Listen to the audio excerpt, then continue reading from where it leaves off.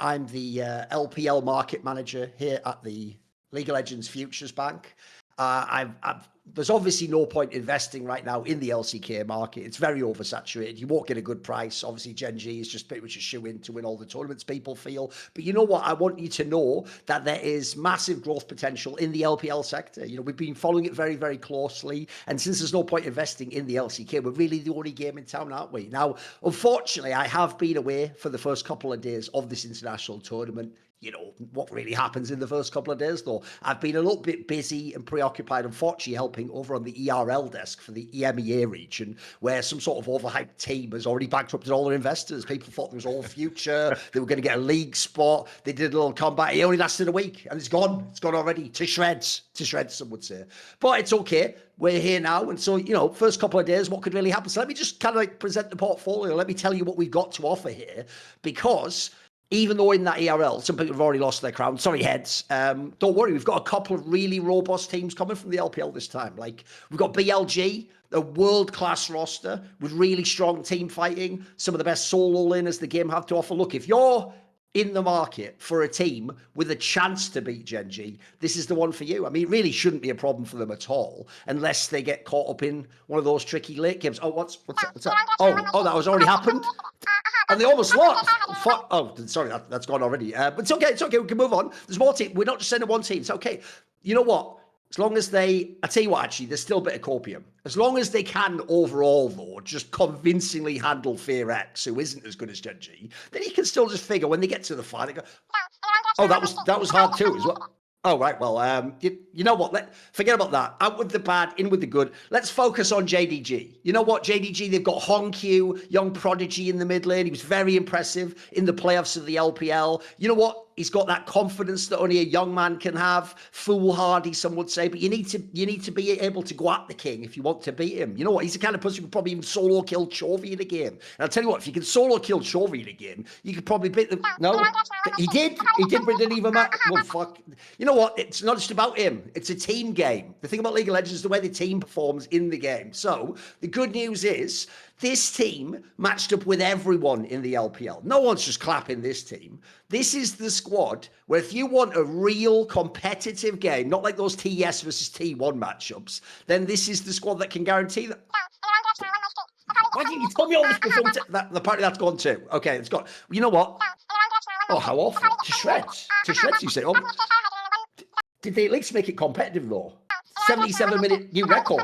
To shreds. To shreds, you say. Okay, right. Anyway, that's the end of that opening skit. It's just me making fun of everyone. Yamato, got Witchcraft in there, fucking referenced JDG, BLG. Because the problem is, boys, we're 2 days into first stand, and I know technically there's the formality that we have to play out a bunch more games, but actually I can officially announce, unofficially, sorry, that first stand is over. GenG's already won. LCK has already won. Everything is doomed for the LPL, and you may as well just wrap it up. In fact, the only thing left to find out at this point in time is just which one of EU and LCS is going to actually eventually lose to one of these shit teams. That's about the only thing left, the only sweat left in the game, mate, because even though I did it sort of jokingly there, Yamato, I don't think I've ever been more black-pilled after 2 days of an international match, where each team's only played one game, and it actually does already feel like nobody's going to come close to GenG. Am I wrong? You're not wrong, Thorin. It's like we had this, we knew this before, but it's been just confirmed. It's just been with a megaphone just screamed, "It's over! GenG's winning!" You know, it's just done. You know, it was like the game one with JDG as well. It was like, oh, JDG, Junja ganking. Maybe they're not used to this. Oh, never mind. Suddenly, they lose a Crab and River. Oh, there's the gold lead. Suddenly, Chovy's 20 CS ahead. What's happening? Oh, where's this 2K gold lead from? One team fight. Oh, the Nexus exploded in 24 minutes.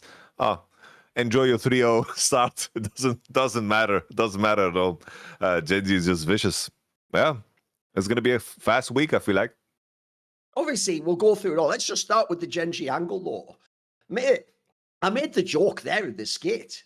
Bro, if someone said that actually Honkyu will solo kill Chovy, you'd be like, wow, this must be a fucking great game. Nope, not at all. Even that's complete. Doesn't matter. Doesn't even matter. On the one hand, by the way, Chovy's still mega, but also it just shows you that, like, that's the other thing I don't think people appreciate about GenG is it's not just that Chovy has choked at the Worlds. Like, I don't think this is where anyone who has that narrative, it tells me you don't watch them play in the LCK. Because in the LCK, the real reason people say this team might be the best ever, and people think it can win the Golden Road and it can win Worlds every year, is because it's not just Chovy. Yes, Chovy is the best player in the world and he's the best player on this team.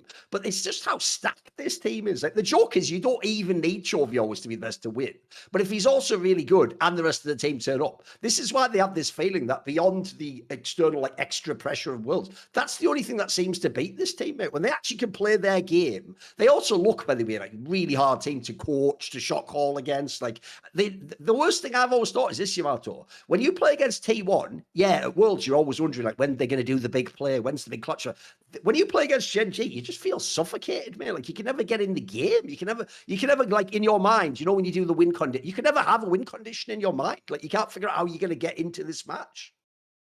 I just did this conversation about how GenG, in my mind, for me, this GenG roster is like the greatest roster of all time, due to the main reason being in a world where Fearless forces you to master so many styles. Past teams, always the ones that were successful, had a very clear identity in terms of how they played. We can compare it to a JDG from 23 or an SKT from 2015 or Damwon. It's like everyone had a very specific role on these teams. It's like Damwon was at their best when Ghost could play supportive ADs and Beryl could just perma roam. They didn't extend beyond what the meta was. When the meta shifted, they struggled and they needed to make changes.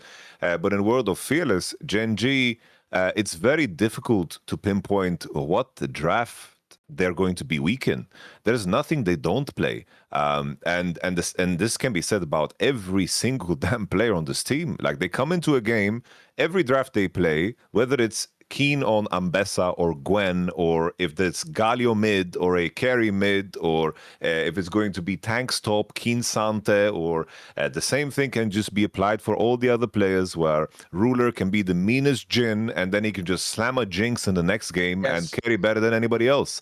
I think that depth and the fact that they can just play anything makes them so damn scary, because it's so hard to pull them out of comfort, because they just seem comfortable on everything.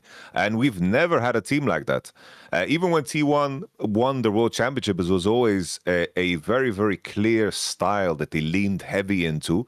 And we've had this conversation many times where, like, T1 as a team, is like they draft weird, yeah, but that's them leaning into their comfort. That allows them to do, of course, those crazy things. But for GenG right now, beyond, like, even looking back at the previous year, because everyone wants to, of course, highlight that World Championship, that series against KT, that continuation without that blip in the matrix, where, of course, choking was very evident in my mind. The domination has just been sublime, and we've seen so many sides of them where they have done reverse sweeps against HLE, or have smurfed in game 5s, where everyone has kind of risen to the task. Duro even slamming pikes and blitzcranks in game 5s. I think that beyond that World Championship trophy, that's the only argument the pleb has, which I can understand. You know, the World Championship is very important, but beyond that, I think in terms of just level of play, the eye test, I think they're just untouchable. For me, this is the best team of all time in terms of level of play,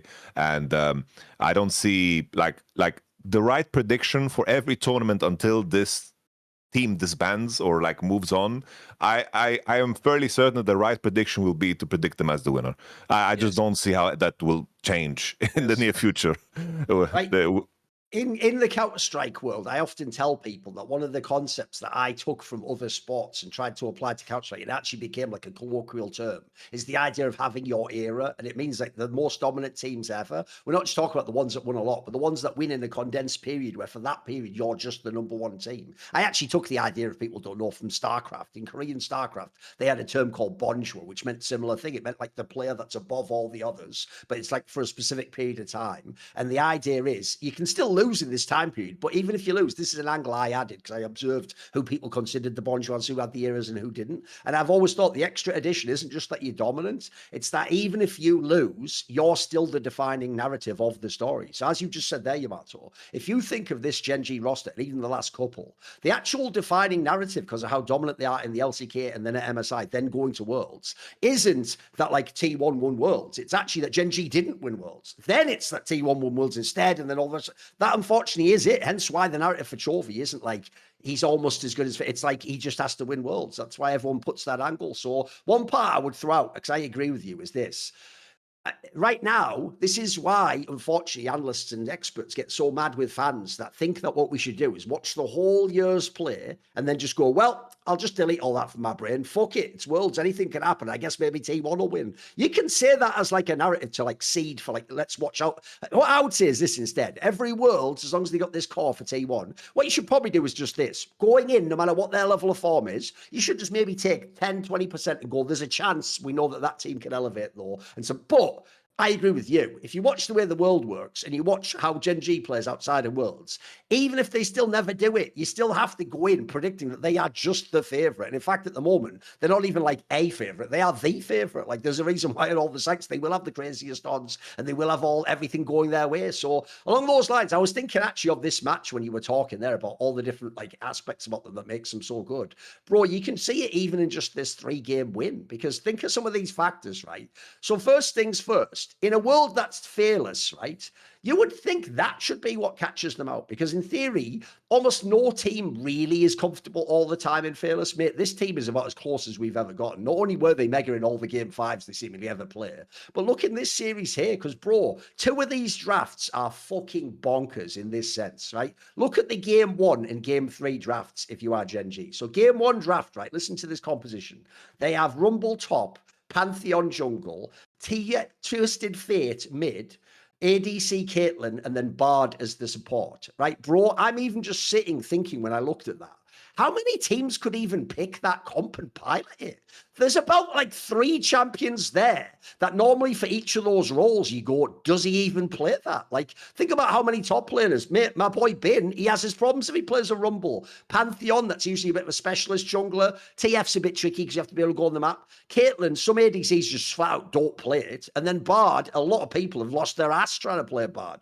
Then you go similarly for game 3. And this is in the same series. Think how crazy this team is. So they can play Ambessa Nocturne, where fucking Jhin and then Alistair again. Think how many ADCs don't play the Jhin or can't really like be a threat on it, like you were saying earlier. Think about how many mid laners have never had the way. It's actually always been in Chovy's locker if people don't know, just like he did the Aurora really quickly. There's a bunch of Vex, there's a bunch of like more weird ones that he actually embraces very early. And then obviously the Nocturne, it's more of a specialist jungle, but by the way, a brilliant Canyon one. That's the problem with their team being, like we always say, they're not just like a superstar all-star team, which they are, but then they also simultaneously don't just work on paper. They're awesome in the game, and then it actually turns out in fearless you've made them more OP.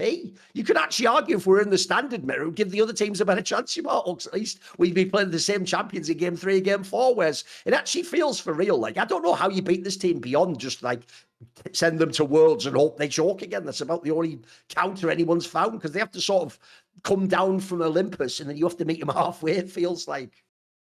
No, definitely. I do think Fearless makes them stronger, because there are certain, like outside of Fearless, there were certain metas that leaned so heavy into one thing. And sometimes you have like one-off players that just are so strong in that meta, whether it's like if suddenly we could play ADCs in the support role, like then it's like, okay, I'm giving T1 an edge. Like if it becomes like so brutal, but the odds of that appearing or something like that ever becoming a problem, it might be a problem for a game, but 2, it's very hard to replicate those same recipes the moment people are aware of you. And I think the main thing is, if anything, is that you have to try to, of course, catch them off guard, which is something that I do think that the World Championship as a format, you get punished for if you are not, in tune with the matchups and you are not finding the next evolution ahead of other teams. And I do think that's the main thing, that it's very hard to practice that, because real time what are you supposed to do? Practice less and get used to the world's logistical there's no way to problems. replicate it as far as we can tell, isn't it? No. It's very tough, very tough. And it's also like you're flying to a new location and so forth. And the main thing that you need to just tap into is, of course, the experience. I think that's the crucial one. I think why we looked at this GenG World Championship so different was because the narrative of GenG choking is obviously like very overblown, but this one was a big one because this was as stacked as the roster's ever been, and it was a glaringly like under performance, especially from Chovy's side in that matchup in Orianna versus Azir. But that's when you hope that, okay, Arnold, the CEO of GenG, has put, world champion there. It's like, to just tap into your damn experience. It's time to, shoot from the hip and make those adaptations real time. But for now, I think we are just blessed and cursed in the sense that we get to see GenG play. And the other side of it is that, as you mentioned at the beginning, first stand is kind of cooked. Because at least if we had a world where the tournament was set up in a way where we got to see the battle of who is the third best, who is the fourth best. But with how everything is set up, we won't get the matchup with G2 versus Lyon. We can only speculate and look at it through eye test. We're not going to get JDG versus BFX, which would be insanely hype and very interesting to watch. So we do leave the tournament. I imagine we're going to feel very starved unless Bilibili and GenG is some crazy back and forth where Bilibili gets some punches in. That's even another reason why, look, when you design a format, you shouldn't be thinking about like, is there a very strong dominant team here? You design the format just to allow the format to create great games, etc. But the problem is, on paper, if you'd have done the groups differently, this would be a banger because it's all BO5s. Like, there's no fluke factor. It also means you get a lot of play even if you get eliminated in the group. But if you look at the specific drawing of these groups, though, but this way, it does look very likely. Like, okay, so you've seen the JDG game. Spoiler, you won't see BLG till the final, which you'll very likely see GenG versus BLG in the final. And then when that happens, you only get GenG versus BLG and GenG, or even worse, you don't get a BLG game and you get a GenG rematch, which would just be a nightmare. Like, they'll probably lose it just like this. Maybe not as hard, but it's hard to envision them winning. Remember, this is the team that, as if everyone saw the last episode, it's implied if the jungler of fucking top esports didn't potentially match Figs, they might have even been in the lower bracket earlier in the fucking LPL. So it's a bit hard to reach. I'll give you another angle as well. So as I alluded to in my little skit, HonQ did solo queue Chovy straight up in game one, right? If that got you hyped, one, it didn't matter. It was irrelevant to whether or not GenG won the game. If people don't know, they did win in record time. And then in game two, as if to show, like, oh, actually, that was just a one-off, who gives a shit, he just busted out the fucking patented Chovy Ari, which is one of the most bonkers, like, player champion combos in the world. But by the way, I saw Nightmare say on Twitter, he's obviously a big Ari fan, if people don't know. I've missed that matchup. Chovy is so fucking good on that champion, Yamato. He's fucking insane, and he... it's the list is too long. It's unfair because you're supposed to have like a limited amount of attributes, like supposed to be able like have a limited amount of beans that you put on each champion, and then you're supposed to have some weakness to balance you out. But the list of champions that is like, oh, Chovy is playing this, okay, you're gonna have a problem. It's like the list is too long. The same can be said for Keen. The list is simply too long. It's Joke is the only one in theory who doesn't have the massive champion right now is probably Canyon. But even then, it doesn't matter if 4 of your teammates can just go as deep as they want in the pool. So you're gonna make it work. And it's like it seems also it's like we have so much faith in Canyon that it's probably like he's playing less champions probably just due to the context of the meta. But the moment we're gonna see game 4 and 5, he's gonna play Kha'Zix, he's gonna play Grey. Yeah, true. He's gonna he will just it's just like something else in the back pocket. Yeah. We'll throw it in there. It's just like it's just one of those things. It's like, oh, we just trust these guys to have endless depth. The only scary thing is like sometimes because this is something that happened at Worlds, right? For example, today they're playing Rakan, Yunara into a Lulu. And I'm like, damn, they're picking Rakan into Lulu? That's kind of... Maybe that's dangerous. Maybe there's a risk here. Playing Rakan in this game is difficult. And obviously, they win the lane. They win the game very, very easily. And Rakan is very impactful. But on paper, it looks difficult. And sometimes, that getting accustomed to the level of greed that you get away with is sometimes a poison that... that you bite down hard on. Like if we think back to 2022, the World Finals, it's like T1 to me that year was, especially at the World Championship, was the better team over DRX. But there were certain luxuries that T1 accepted, where at a certain point they didn't get any like value from it, because Aatrox was something that was so broken the entire damn tournament. But then it reached a point where giving Aatrox didn't give them anything back, and they didn't recognize the poison of that. Similar to how GenG, when they played, of course, against Katie and lost, they kept drafting themselves into losing matchups. They went even in them, but they allowed the enemy to get away with something they shouldn't get away with, which was having priority in bot lane with, of course, Peter and Diokdam. And I guess that luxury sometimes can bite you in the ass if we want to think about some kind of a universe where they lose. Because in the end, we have to reach so deep in order to find something. That's also what I think makes them mad OP, because you never would have seen this without Fearless. Without Fearless, it'd still be an amazing team, probably still the #1 team, but you never would know that actually they have also, it turns out, not only a super team, but one with the craziest champion pool depth I think I've ever seen from a top team. I mean, true, obviously other great teams never had to flex this all the time, or it would be one position in a meta would flex it, But actually in Fearless, when everyone's forced to flex, it's also just OP as fuck. Like, I don't know anyone who can match up in that regard. Like, as I said, you were right about the styles of play they can play, and part of that comes from the champions that they can select and pilot in the game. It's nuts, because I was even thinking when I was watching this matchup, like, if I'm JDG, certainly there are like in the game moments and misplays and things where you would have clicked differently, but just approach it from like a drafting perspective and like a strategy perspective, I don't know what you're supposed to do different, mate. Like, that's why I say it's a mad black pill. Normally, like I say in the skit, you don't really have to one game go, I'm calling it, that's the end of the tournament, but it sort of is on this one. This one just feels like, after what I saw from BLG, which we'll get to in a minute, and then what I've seen now from JDG, it's like, what hope is there? Like, fuck, it's pretty dark. Like, essentially, we need GenG themselves to fuck up and just play way lower level, or something to get to them in some psychological way to bring them down to everyone else's mortal level. Because at the moment, no one does play League of Legends at their level. No one really has. After T1 got exposed in the playoffs, there's no one on their level, unfortunately. That's why that matchup never happened and ends up being a mad blue balls moment, doesn't it? You'd have thought with that format, it would be guaranteed to happen. We never got to see it once. Now we might have to wait all the way into spring before we even see this match happen once. It's tough. I just from the preparationary side, just to follow up on that, it's also like one of those, GenG is one of those teams where studying them isn't like super helpful, because the level of individual play is the way each player lanes, the way they play their mid game and late game is a very clear extension of that in terms of how they space the enemy and lure you in to situations. It's extremely frustrating because you begin to doubt if you have an angle to engage or not, because they're basically tethering themselves always to the enemy, and every single player on GenG is very aware of the information that brings to the table.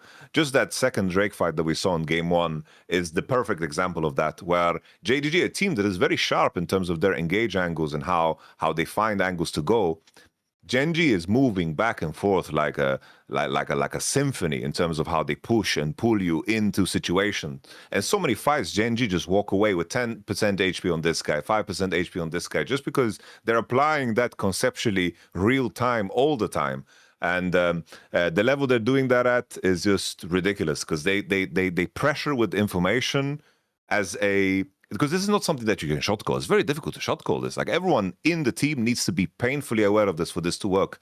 And it's just so damn impressive. It's just, you look at them with a gold lead, you think the game is over. And then if they are behind in gold, you're waiting for the moment they're going to come back into the game. Like, that level of aura, I think, I can't remember a team that has had that beyond like a T1 at Worlds or something, It's why when Europe used to be the region which, bizarrely, our way of trying to win in games where opponents were better was we would flex into the side lane and hope you could get like an extra little edge there, or like draw away their team from objectives and stuff. And one thing I always remember was, because analysts and fans talk as if it's just like a decision to play that way, I remember actually asking some pro players privately who were like top level players. I even asked, for example, Froggen, since he was someone who farmed all the time. I was like, mate, why does your team in LCS just only 5v5 mid? Like, why don't you just side sideline when you're ahead on like a champion that you're strong on, and then just tell them to wait for me. And he said, well, yeah, think about what you just said there. You have to tell them to wait for me. Like, essentially, if I ever go to the sideline and I'm perfectly timing it myself or when I'm going to rejoin, even though I've told them, in theory, obviously, you're not going to fight 4v5, the amount of times they do it will blow your mind. He said, basically, when you try that in scrims a few times, it doesn't work. You just abandon it. It's like, right, that doesn't work for us. Like, we can't pull it off. What people will misunderstand about GenG is this, Yamato. Someone else could write down all of this and be a nerd and go in the VODs, but it'd be really hard to execute it. Because I know what you mean. That push-pull dynamic, that's not just one player or even a shot caller. Like, that's players who all understand within the plan what their job is and what they're doing. And also, another thing, you alluded to it there, but I think the most, like, silently OP part about this team is how fucking insane, not just Chovy, but the team is at laning, bro. Like, you know that SKT you referred to from 2015, the classic one where there was a famous line, which is like, if you're down 2k, if they're down 2k gold, actually it's even, because they were so good at fighting from a mild deficit with team fighting that they could always beat you if they get back in the game. The difference is they had to do something big to get back in the game. When you play against GenG, it breaks all the rules of old school league and solo queue, which is you're making players, right, which you're getting rewarded for. You're doing a kill, you're like doing a gank on someone, you're forcing a fight, and then even though you get the kill or you get the gank off, 2 minutes later you look and the gold's even again. You're like, what the fuck? All he was doing was killing CS. Like, I think this team's just too OP, bro. Like, again, look, it'll be egg on everyone's face, and we'll all wonder why. It'll be one of the biggest enigmas ever if they don't win Worlds. But right now, you have to do the same thing we've done all these years, which is, as of right now, it looks awesome, and there's no reason they shouldn't win this tournament and everything. So you know what? Perfect. There's actually a poly market for this exact topic, which is, even though, yes, we're on day 2 of the first international tournament, we're already going to ask it, will GenG complete the League of Legends Golden Road? Now, remember, as Yamato's pointed out, the Golden Road's even harder now, because now you also have to win a 3rd international tournament. It was already hard enough, by the way, with MSI and Worlds. Like, think about how rarely anyone ever doubles those up. Now you'd have to win all 3. But as if to show Yamato how fucking insane GenG is right now, and remember, hasn't even won one international tournament yet. After day 1 for them of the first international tournament, they're already at a 19% chance to do the Golden Road. Now, I will just point out to people, that might not sound like much. They haven't even won one of the tournaments yet. It's really hard to win one international. 19% is actually pretty high, Yamato. Like, that's a pretty high one. So my problem with this one is this. I know where you are on this because you've talked about it in the past, but even though obviously you'd get mad value if they won now, like this would be crazy if they did, if you got bought in at 19%, etc. 19% is what obviously the poly market traders are saying is the odds. My problem is this. It's not only so hard to win like that, but there's so many things can go wrong. Like, remember, you could be getting it all right and you could go to the world's final, and like the DRX example you gave, a Kingen could just have a life game, could just have a game that makes no sense where he just beats your best player and then you just lose. So I don't know. Look, I actually feel like these chances are sort of appropriate because of all the teams ever, if I was doing it now, they're the only one that should even be on the radar. Everyone else should be at like a 1% or something. But with that said, right now I would have to say no. Even though, no matter how optimistic I want, because let's be real, if they do complete this, they probably are the greatest team to ever play League of Legends. If they could do this. No, 100%. I just like GenG, like for anyone that has like followed any like markets for like predicting world's winners ahead of time or anything, there has never been a period where it's been this freaky in terms of like how heavy of a favorite GenG is. It was the same last year at Worlds. It's like they are like 2-1 against the whole field before the tournament starts. It's like, what the hell? We've never seen anything like it. And now from this position to be a 5-1 is crazy. It's really, really nuts. But at least, you know, it's like discourse is discourse. You know, people can talk and be in Twitch chat and on Twitter and have their opinions, but money talks, you know, and there's always some truth to how the markets are set up because, you know, real thought is behind money that gets put in. Absolutely. Right, let's flip over then. Well, what we'll do is we'll go in order of interesting stories, not the matches that were played. So look, as I said in my skit, the copium has to be now that like, it's all right, we've still got BLG. BLG still in the tournament. My problem is, as I alluded to, Yamato, look, BLG did win the game and they showed some moments of excellence like they did, but holy fuck, that was hard. I wanted that to be like here's the thing, Yamato, because it's BLG, I never really thought they were going to 3-0, but I just wanted a clean 4 games. You know what? You give the one game up that you lose, okay, that's fine. but the others have got it. Like, I've got to have a couple that I play. Because here's what worries me, Yamato. Even though they won this series, not only was it close, but I would say, first of all, I do think some of the FairX players did look bad internationally compared to what they're normally like. Then I'll just throw in there, I wasn't even banking on like Bin having some Smurf games, mate. So if all of that ends up with we're still winning a 3-2, fucking hell, like, is the gap that big? Because on the one hand, I want to praise BLG for winning. Like, I hope they will be the team in the final to play GenG, but this was tough in itself. This was, I think, like the main crux and the problem for Bilibili is just their preparationary work is the big flaw. It's just BOG as a team. It's like the energy you get from there is that this is just 5 players and the coach is just making sure they show up. You know, like I don't know how much impact Danny has. You know, Danny is a legend in itself, but in a lot of these cases, Danny can be crazy too. Like I remember some Danny drafts that were completely out of whack as well. It just the preparationary work is the main thing that in my mind is what sometimes holds them back.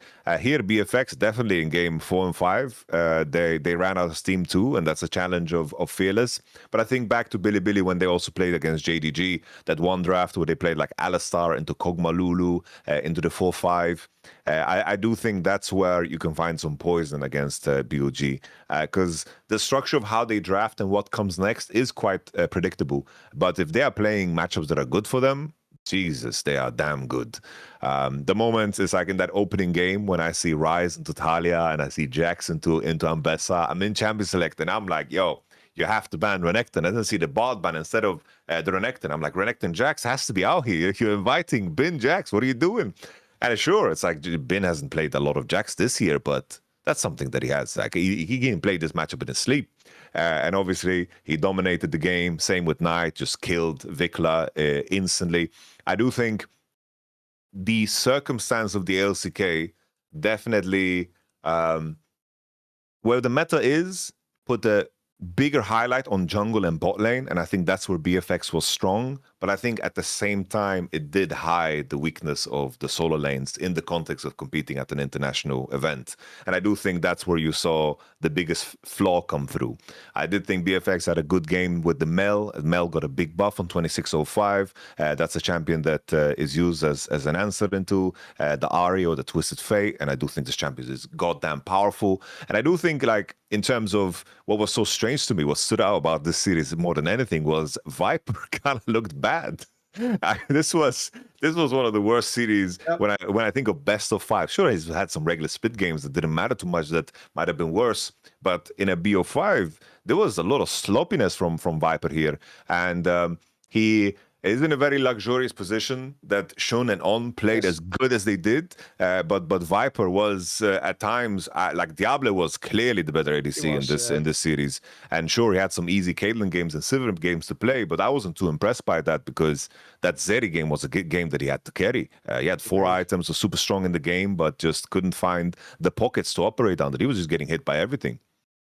Yes. In fact, along those lines, this is one of those examples of where even though technically Viper won over Diablo, mate, if I'm Viper, you should just be fucking thankful to the coach of FairX for drafting that fucking Game 5 Jin. Like, bro, that is one of, you know what, Yamato? I'm fine with the idea that you don't have to be super selfish like an anime, and your star player doesn't have to always get the big etc. But when it's game 5 and it's like essentially like I'm trusting the players to win the series here, what a bomber that draft is, though, bro. Like it's like you've just handcuffed the guy before he's even entered the game, and he's the only player on your team that's not only getting players off, but looks like actually he believes he can beat these guys. That was what was that. Unfortunately, that one draft sort of ripped my hype away for the game 5. It was not only like the Jin is rough because obviously you're limited, but what was even rougher was the Rakan that followed. They picked a Rakan into Poppy Morgana showing, which is probably just the 2 biggest counters to your champion that exists in the game. And then on top of that, you play into a Caitlyn that has a lot of counterplay due to the range, and you barely have, like, you only have Lee Sin as the melee champion that can actually deliver you. And BFX got pushed. I do think this is where like experience comes through, and it's just a combination of Jin and Rakan that ended up being the final pieces of the puzzle. And then On just said, "Yo, let me play Camille here. I don't know." Here's the thing: I'll set you up. You know what? I know it actually does annoy Nymeria, but you're also a non-believer. I know it annoys some people that you can tell that a lot of casuals, unfortunately, just watch LCK and International. They don't watch LPL because they all think On sucks because they've just seen him fail too many times in the playoffs at Worlds. Bro, this Game 5 is why people think of On as like Chinese Hillsang, basically. The balls on this Camille pick is fucking nuts, isn't it? Like, this guy doesn't, he actually has some crazy confidence. Oner's a damn legend. I do think that if it comes down to who he is, what is defined by, is always like that World Finals. Because I do think in the World Finals when they lost against T1, he was quite the non-factor. Like, he was a massive problem. Like that Rel moment in Game 5 was so crucial, where he just didn't find the timing, and many more moments similar to that. But still, I think On is the type of player that can find like peaks that are not comparable to anybody else. Like Keria finds his own way to play the game, but On is in a different pocket and also finds a very unique and clever way to play the game. Like even in the LPL playoffs, he played a Nivea support into Sivir as a counter, and here he just drops a Camille. It's just crazy to watch BOG play because they're so unique in how Shun and On approach the game, and they are so clearly meant for each other. That they are just pulling the camera. Like when the observer always is following these guys because there's action constantly on the screen, and most of that action makes a lot of sense. There was like a lot of discussion by people were looking at that series and thought to themselves, like in my chat when I was co-streaming, it's like, oh, G2 might be able to beat this. This is kind of sloppy and messy. It's like, no, this is a pace that BFX is trying to keep up with. And that's why we see the punch for punch. But if they do this against a team that is worse, doesn't qualify into the game, you get murdered in 20 minutes, plain and simple.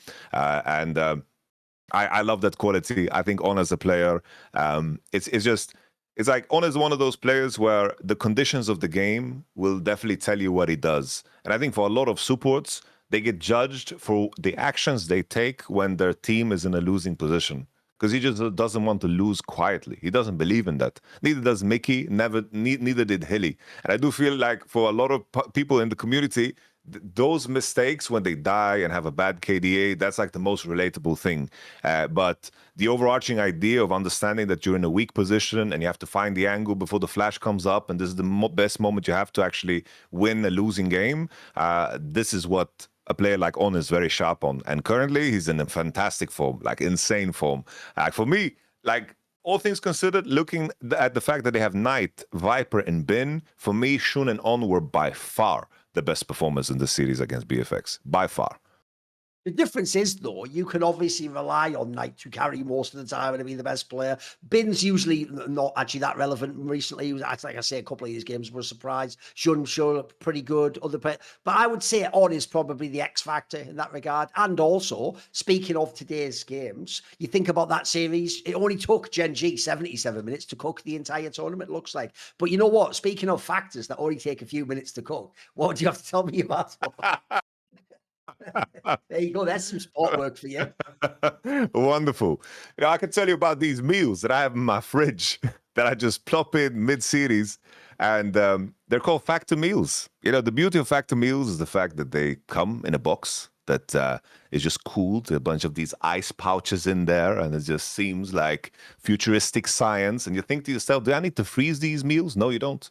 You just keep them in the fridge, and somehow the packaging they're in, they just maintain the freshness of the meal, which I think is crucial. Like I grew up on those, sometimes there were moments where like when I was growing up and there was like, oh, you have this frozen meal that you can just pop in the microwave and eat. It was always like, the quality was always like disastrous. The cheese just like plastic. Yeah, it's like something is off, It's like, I don't know what kind of crazy things they put in the meal to make it survive. It's like, bro, this has an expiration date in 8 years. It's like, what is this designed to?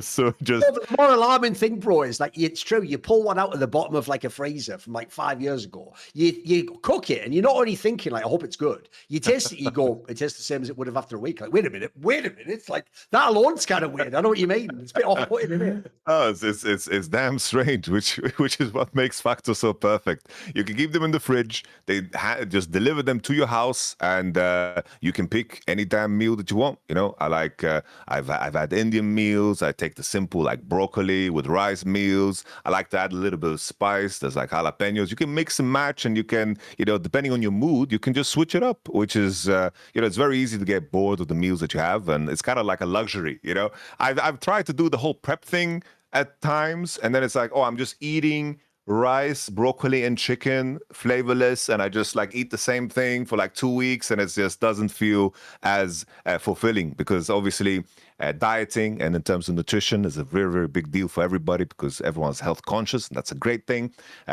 Of course, Factor Meals makes it a lot easier. You can choose high protein, calorie smart, Mediterranean diets, GLP-1 supported diets, and ready to eat salads as well, which of course is a big one. There's this new Muscle Pro collection as well that is in there that I'm going to try next, which is just perfect for strength and recovery, which is obviously, the two pillars that are the most important in building muscle. And now that as Thorin mentioned, witchcraft is now out, I have more time to gym, and I want to use my free time to gym and just grab meals from the fridge to make sure that everything is good to go.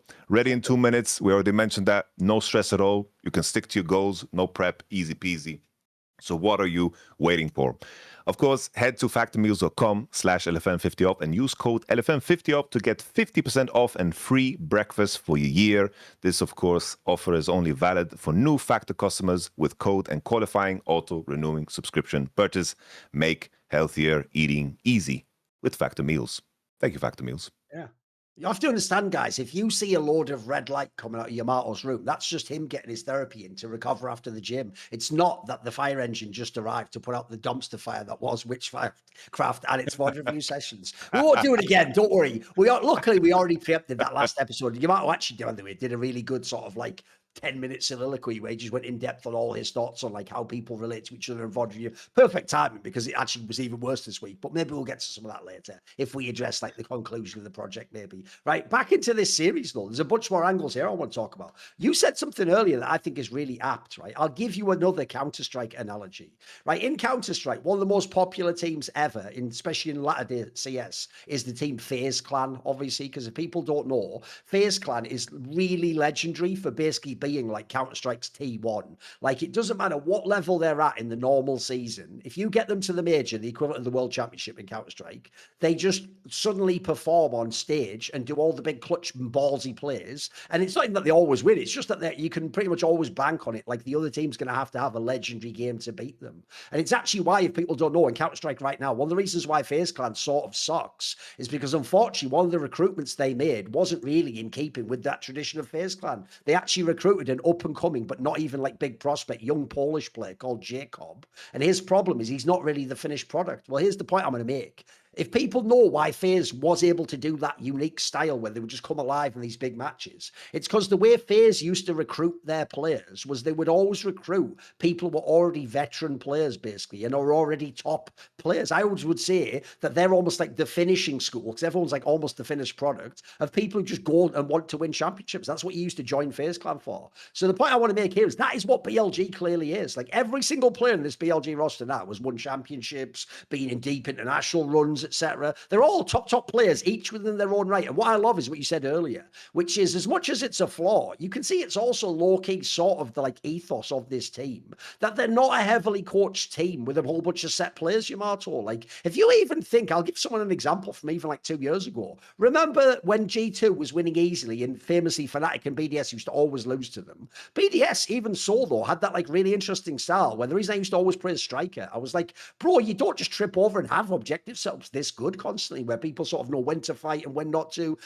That just shows me that the coach like almost inculcates in you a script of how to play, and then you play out thinking, right, this is what the coach wants. You can tell BLG is more like my analogy of FaZe Clan. It's a bunch of really skilled players who've all been top players, and you can tell the ethos really is you guys get to figure it out in the game. You can be a little bit impulsive, you can play off each other, because I know what you mean. Like, it doesn't. You have to feel like no matter what Danny says and what draft he does, they always end up doing what they want in the game anyway. Knight does the same fucking things he's done for 5 years. Bin, by the way, that's why it's cool he had a couple of carry games. He never got the memo. He's been shit for about a year and a half. He's fucking still going for it every time, bro. On is still a psychopath. If anything, actually, the one person, as we mentioned, that is still integrating himself is Viper. You have to remember, Viper's played in bloody Korean teams. Even when he played in EDG, that was more of a Korean-esque style team. You're in the LPL now, buddy. You absolutely better get learning Chinese, because this is not the fucking league in which you like slowly work you in. This is madness, mate. You have to just be ready from day one to just get in there and fucking get your own. BLG, that's why what's beautiful is if they do win, it will be largely because of mega player performances, because they're not doing, think about how we describe GenG. GenG has some of the absolute best players ever, but you could just start with the team, the style, the depth they have, what they can do. BLG is more like old school league of like, here's some mega players. Let's see if they can just outplay you with their hands. I think it's kind of cool though. It's kind of compelling to have that contrast. Oh, definitely. Oh, Billy, I'm just happy they managed to piece it together, you know? It would have been, there was a period there, I remember, like, Namera wasn't sold on them, you know? Like, everyone was a Billy hater, you know? And even some of the conversations about Billy right now is pulled from the regular season, but I think this is just a group of players that they've been through those regular seasons just way too much. And I'm happy that they have managed to set themselves up for success, because there's the conversation that we had the last time with all the match fixing and all that jazz. Like, if this Billy roster doesn't perform and makes it interesting for the LPL, then what's the point? You know, it's like the LPL standard is way higher than the Western standard for things, and the Chinese fans they yearn for a team that can do this shit. Because the moment this roster isn't good for some reason, because one player is too bad, who is next in line? It's very, very hard to find that next player. This is the roster that needs to succeed out of China for sure. Now, one of the reasons why, unfortunately, I do feel sorry for Diablo, and I thought he had a great series and the coach really didn't give him any favours on that fucking Game 5 pick, is because, bro, if people only watch internationals and they don't watch LCK, you're going to still think this is FlyQuest fucking Vikla and that he sucks. Because aside from the Mel game, there was some really rough games in this series. Like, unfortunately, this isn't what he was like in the LCK, I'm telling you guys. He was much better than this in the LCK, actually. Like, he did legitimately outplay some of the really good mid laners and star names he faced. Like, I feel like that Vikla hasn't shown up for me here, mate. I need him to be way better in the rest of the tournament if they're going to do something. Yeah, it's like I've been very off on Vikla because I knew this form was like lurking behind the corner. It's always like tricky for me, as I think, especially with the mid lane role. It's like my mid laners need to prove themselves a lot before I'm going to like believe that they can replicate results. Because I know, it's a notch in your belt to get the solo kill on Faker, get the solo kill on Chovy, have some like unique draft angles like the Yone with the Rise Flex. Like, those are things that you can replicate once or twice. But then you gotta also be good in the honest matchups. In the series, I think that the Mel game stood out as a very good one. But even then, like, he got caught level 1 and like died level 1, and you could see some of the, even though he is experienced, at this level he is inexperienced, because there's no amount of gaming in NA or being in the lower end, in the hell group of LPL is not going to prepare you for internationals. So inexperience in that sense in comparison to the demons that he has to face, of course, at this tournament. I do think that Vikla was a little bit like overrated, but I do think that at least the Mel game was solid. I do think that the coach just needs to find ways to hide his weakness, because the Annie angle was also smart. Like, that Annie game that they won was a game where he was like 60 CS behind. So the more ways they can find ways to hide the weakness that is that. Well, that was like a band-aid for sure. Come on. It was good, though. It's good. Yeah, it worked, This is like, whether you're 50 seats behind or 100 seats ahead, you're going to be stunning people with Annie. And they need to find more ways to integrate Vikla like that. That was just set up Jinx to carry the game. That's all you're doing. Get the fucking stud off. Don't worry about anything else. Diablo will carry the game.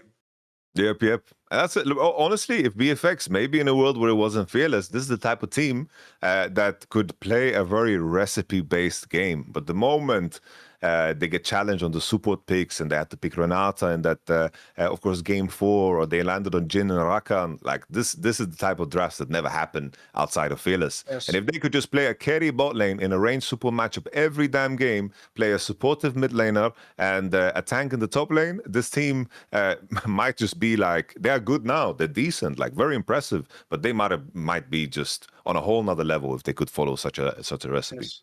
And by the way, even though they gave Knight like player of the series, which I understand he was really good and his stats were bonkers, I think part of that is the Vikla factor, that Vikla looked like so gapped by him. And it's mid lane and it's Knight. Knight's the most iconic LPL player in the modern day. Here's the thing, I agree with you, Yamato. Low key, the sleeper player of the series was Jun. Like, Jun was fucking mega in this one. Like, mate, I know jungle can sometimes be more of an invisible gap if you're not tracking it. Raptor was in a fucking world of hurt the whole series. I don't even care the games he won, mate. And also, I'll just throw this out there. That's obviously another cool thing about the BLG story. BLG is so different to the squad they had last year where they had all those jungle problems. Jun actually has been really good. Like, it's not like he came back and he had problems integrating. He's still been really good since he came back. It's other people who've had their problems. Because that's actually one angle where put it this way, when BLG eventually does play GenG, that's one of the few players I also think has a real chance against like Canyon's his counterpart. Like, you could argue Jun might be better than Canyon right now, man. He's pretty fucking, he's also got that like super high upside to his game. He's not just like a consistent player. He's got fucking crazy punching power, this guy.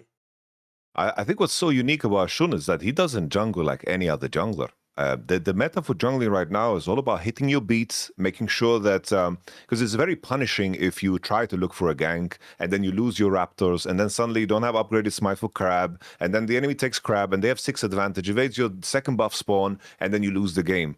So most junglers, they're going to play a very pattern-based game, and the best ones are the ones that are very much in tune with the small pockets of opportunity that you get and how to exactly punish a potential gank that the enemy jungle can do on, for example, your bot lane. There's going to be many situations where you invite a gank on bot without information, and your jungler is in position to do the punish, so the gank doesn't happen because your jungler is ready for the punish. And those are dynamics at play real time. But Shun is the only one that is like finding very freaky level 3 ganks, into level 4 ganks, into overstaying on the map, into basing like very late, 4 minutes, 4:30, and still he passed in a way where it becomes very difficult to actually punish him. There's so many games where he finds so many early game advantages that other junglers wouldn't look for because they fear missing all of those beats. But Shun always finds a way to recover. He might be 20 CS behind in the game, but it just doesn't seem to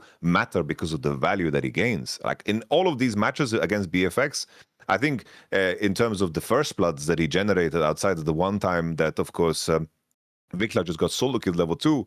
Like, he's always participating in the first blood, and just in terms of his gank angles, there's no other jungle that is actively playing the way he does. He's very awkward to play against.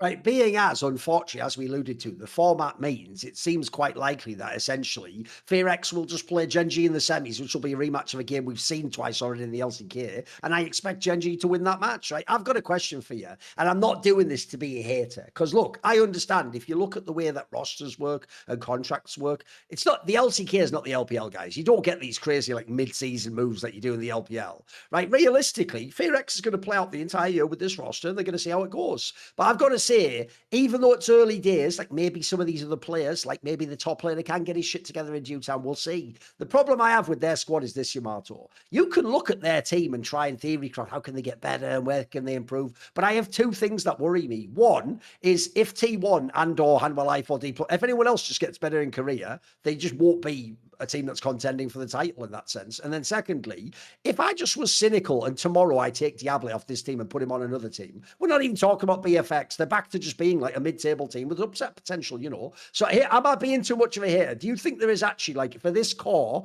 is there like long-term progress where they can just keep this roster of team players and it can develop into something by, like, say, a Worlds? Let's give them a decent runway, you know, by the Worlds at the end of the year. Or are you cynical like me? And I have to say, when I watched this series, my first thought was what I said on Twitter. It's like, can we just get the Diablo guy like fucking KT Ross or something? Like, can BDD not just hit him up already? Like, bro, just call me as soon as you get back home from the tournament. Like, let's just make this deal happen. You know what I mean? No, no, I'm fully with you. I do think that this He does look roster. like the truth, bro. This is going to be one of the best. I know he's not a rookie, but he's one of the best up-and-coming players we've seen in years at this point, bro. And this is first, and actually already looks cracked. Like the analogy that I would give, which requires a little bit of preamble, because it's just it's like what Kalist is for Europe in a very small pond. Diable is on a global scale in a way bigger pond, in the sense that he can compete instantly with all the big ADCs, and he's doing so. I'm not saying the Kalist can. It's just within Europe. We're scaling it. Against the upset, against the Hansama, he's doing that in Europe very, very fast. And you could see that the way he plays is going to rapidly progress him as a player. And eventually he'll reach a point where the next step is. And in my mind, it was very similar in this offseason where KC needed to secure the key players in order to secure Kalist, because the moment BFX lose Diable, they're done. So they need to make some kind of bigger push. Because I'm with you, the moment he's out, I don't know who is going to actually carry the torch for you, because he is, of course, 100% the crucial player. And I think there is. You know, the fact that there is an abundance of great ADCs in the LCK is a plus for BFX, because I can't see a world where HLE, after 1 year of Gumayushi, are going to move on. I just don't see that happening. T1 as well. They are very, very careful about making roster decisions like that, and they jump on pace, of course. Maybe in a world where things go horribly wrong, maybe they make broader changes. And then, of course, GenG is GenG. But if you want to make another competitor the fourth best, like this is the play that you're going to be looking at. And I'm with you 100%. The moment Diable is out of BFX is just going to be a no-name. And when I look at the players, Vikla, I think that's the one that stands out. I think that he is going to always hold them back of breaking a potential ceiling here. Because in the end, BFX is here as a second seed, but that's in a world where T1 and HLE are heavily underperforming. And for all we know, business might be back to usual in the next split, and suddenly, you know, BFX, this was the biggest shot they had, but they did showcase to the world how good Diable can be and how good Kelim can be. But I think those are the two guys, and Raptor, those are the three guys you really want to hold on to and you want to build with them. Because yeah, that's like the crucial detail to me. Like if they had Kana and BDD, this is like an insane team suddenly, insane team. But is that going to happen? Usually no. People are too loyal to their teams in the LCK, to a fault. No, absolutely. I mean, that's even one where that's why I even pick KT, because I even think right now D plus probably still even sticks for Smash and sees if that works out. I know what you mean. Actually, ADC is actually a better year for them. That's also, by the way, why Diable stands out so much, because he has on paper a way worse roster than all these other ADCs. And right now, he is the best Korean ADC, mate. Like, I think he's better than Ruler right now. Like, yeah, Ruler's got a better team, certainly, you know. And obviously, we'll see internationally once it plays out. We expect Ruler to be at a high level because he can do that. But for an opening game, mate, I was very impressed with this opening series. Like, I've seen a lot of times with the hyped player who's on a hard team like that, it's fucking suffering when you go internationally. It's just even harder. And also, you're playing a team from a totally different region with a different playing style, and there's all the cameras on it. But actually, he held up really well in the series where his team was in a lot of trouble. All right, what about this question then? Obviously, going forwards, we have the possibility that FearX plays again. Well, if you remember, this is the part people will forget. I know the group initially looks like a GSL group, but it isn't. It's more like one of those regional ones where now that FearX has lost, they can't play BLG again, essentially. They have to come as the second team out of the group. They have to win the other matchup, which in this case will be eventually, we imagine, against G2, because we're assuming G2 loses to BLG and then it's a drop down and you play in that match, right? Obviously, the concern here is that, like I said, they're going to have to probably just play a GenG in the semis, which is a match we've already seen twice, right? Do you actually think there's an angle for FearX? Like, for example, does playing a team multiple times give you a chance? Like, put it sweet in Couchstroke, we often say that. We often say it's usually the person who loses the matchup can learn the most from it, and maybe you find it out. Is there something from past matchup? Is it possible for them to beat GenG? Is there a possibility? I think that BFX, in my mind, the more they show, the worse it will get for them. True. I definitely think this is a team that relies on a lot of band-aids. And I think in their initial matchups, They did a good job of beating T1 and of course the playoffs. And I think D Plus was equally flawed in terms of the band-aids they needed to make in order to achieve their success against T1. But I think even looking back at how that finals was, GenG was just sitting with the wealth of information, and BFX, they don't have the play capacity to just kind of suddenly play something completely out of pocket. The bans are very, very set in stone in terms of what you do against BFX, and you know exactly where to challenge them. I don't see a world where if a series goes to game 4 and game 5, the adjustments they can make real time it's just they don't have the depth there. It's very, very difficult. It's like we're comparing them to GenG and Bilibili. Like these are probably the two teams with the biggest champion pools ever. Looking at the players on paper, it's so, I know it's so hard, isn't it? It's so damn hard. 100%. What did you think? Like, here's the other problem I have with this group system, right? Is like, I won't hate on the lesser teams, the Brazilian team and Team Secret Wales. Obviously, we know their level isn't going to be as high, and it's BO5, so it's not even like the upset potential of the BO1s, etc. But this G2 versus Team Secret Wales game was just crap, Yamato. Like this wasn't great League of Legends, unfortunately. Like I wasn't even that great on the G2 side where I can like super hype myself, like, hey, maybe they can beat me. I wanted to see, like, you know, even though they won convincingly. What did you think of this series? Like, I was a bit underwhelmed by Team Secret Wales, unfortunately. I was hoping it's not like I'm a copium for bad regions, but I read when people like Vestion and the people that spawn small regions, they always try to find the angle that could be good. You know, if this player does this or if this domestic can carry over. It didn't show up in this match. It's I think from G2 side, because obviously I didn't watch Team Secret Wales at all. Tabe and JDG just harvested that region. They are starting from square one. They need to prove themselves again. True. I know, it's like I found it interesting that they had the world champ Warhorse as the coach, but beyond that, you know, you recognize some names here and there, and it just kind of G2 in their matchup against Team Secret Wales, the way they played kind of reminded me of how they looked like against Furia at MSI last year, where of course.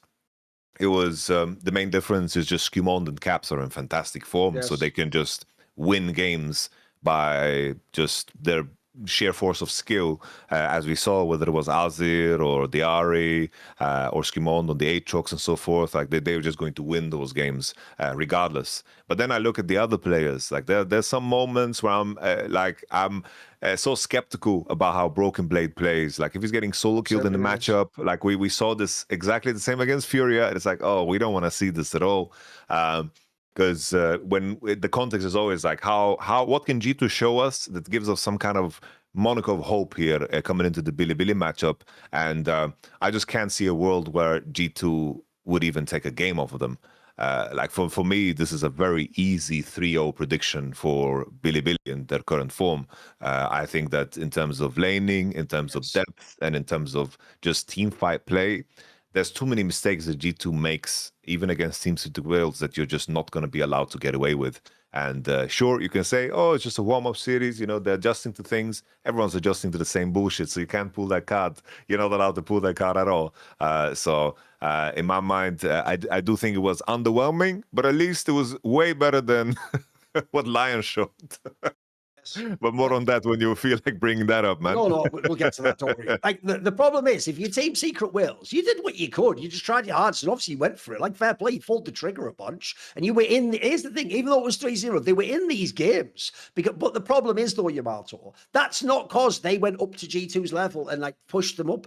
Unfortunately, G2 came down and met them in the middle. Like, everyone except Skewmon was fucking trolling these games, bro. Or maybe Caps was as well. The others, though, the other three, Broken Man especially, mate, this is some outrageous shit. Like, this looked like you thought you couldn't lose. I know you didn't, but even so, you would make, like, bro, Skewmon, the whole...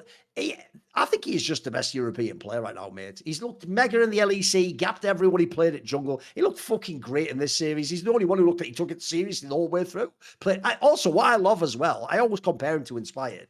He just has that sort of like disciplined way in the game where everything he does, bro, I know this guy's not just doing some crazy impulsive move. There's like a logic to what he does. And when it works and when he dominates, it's just beautiful to watch. He gets the fucking sicko.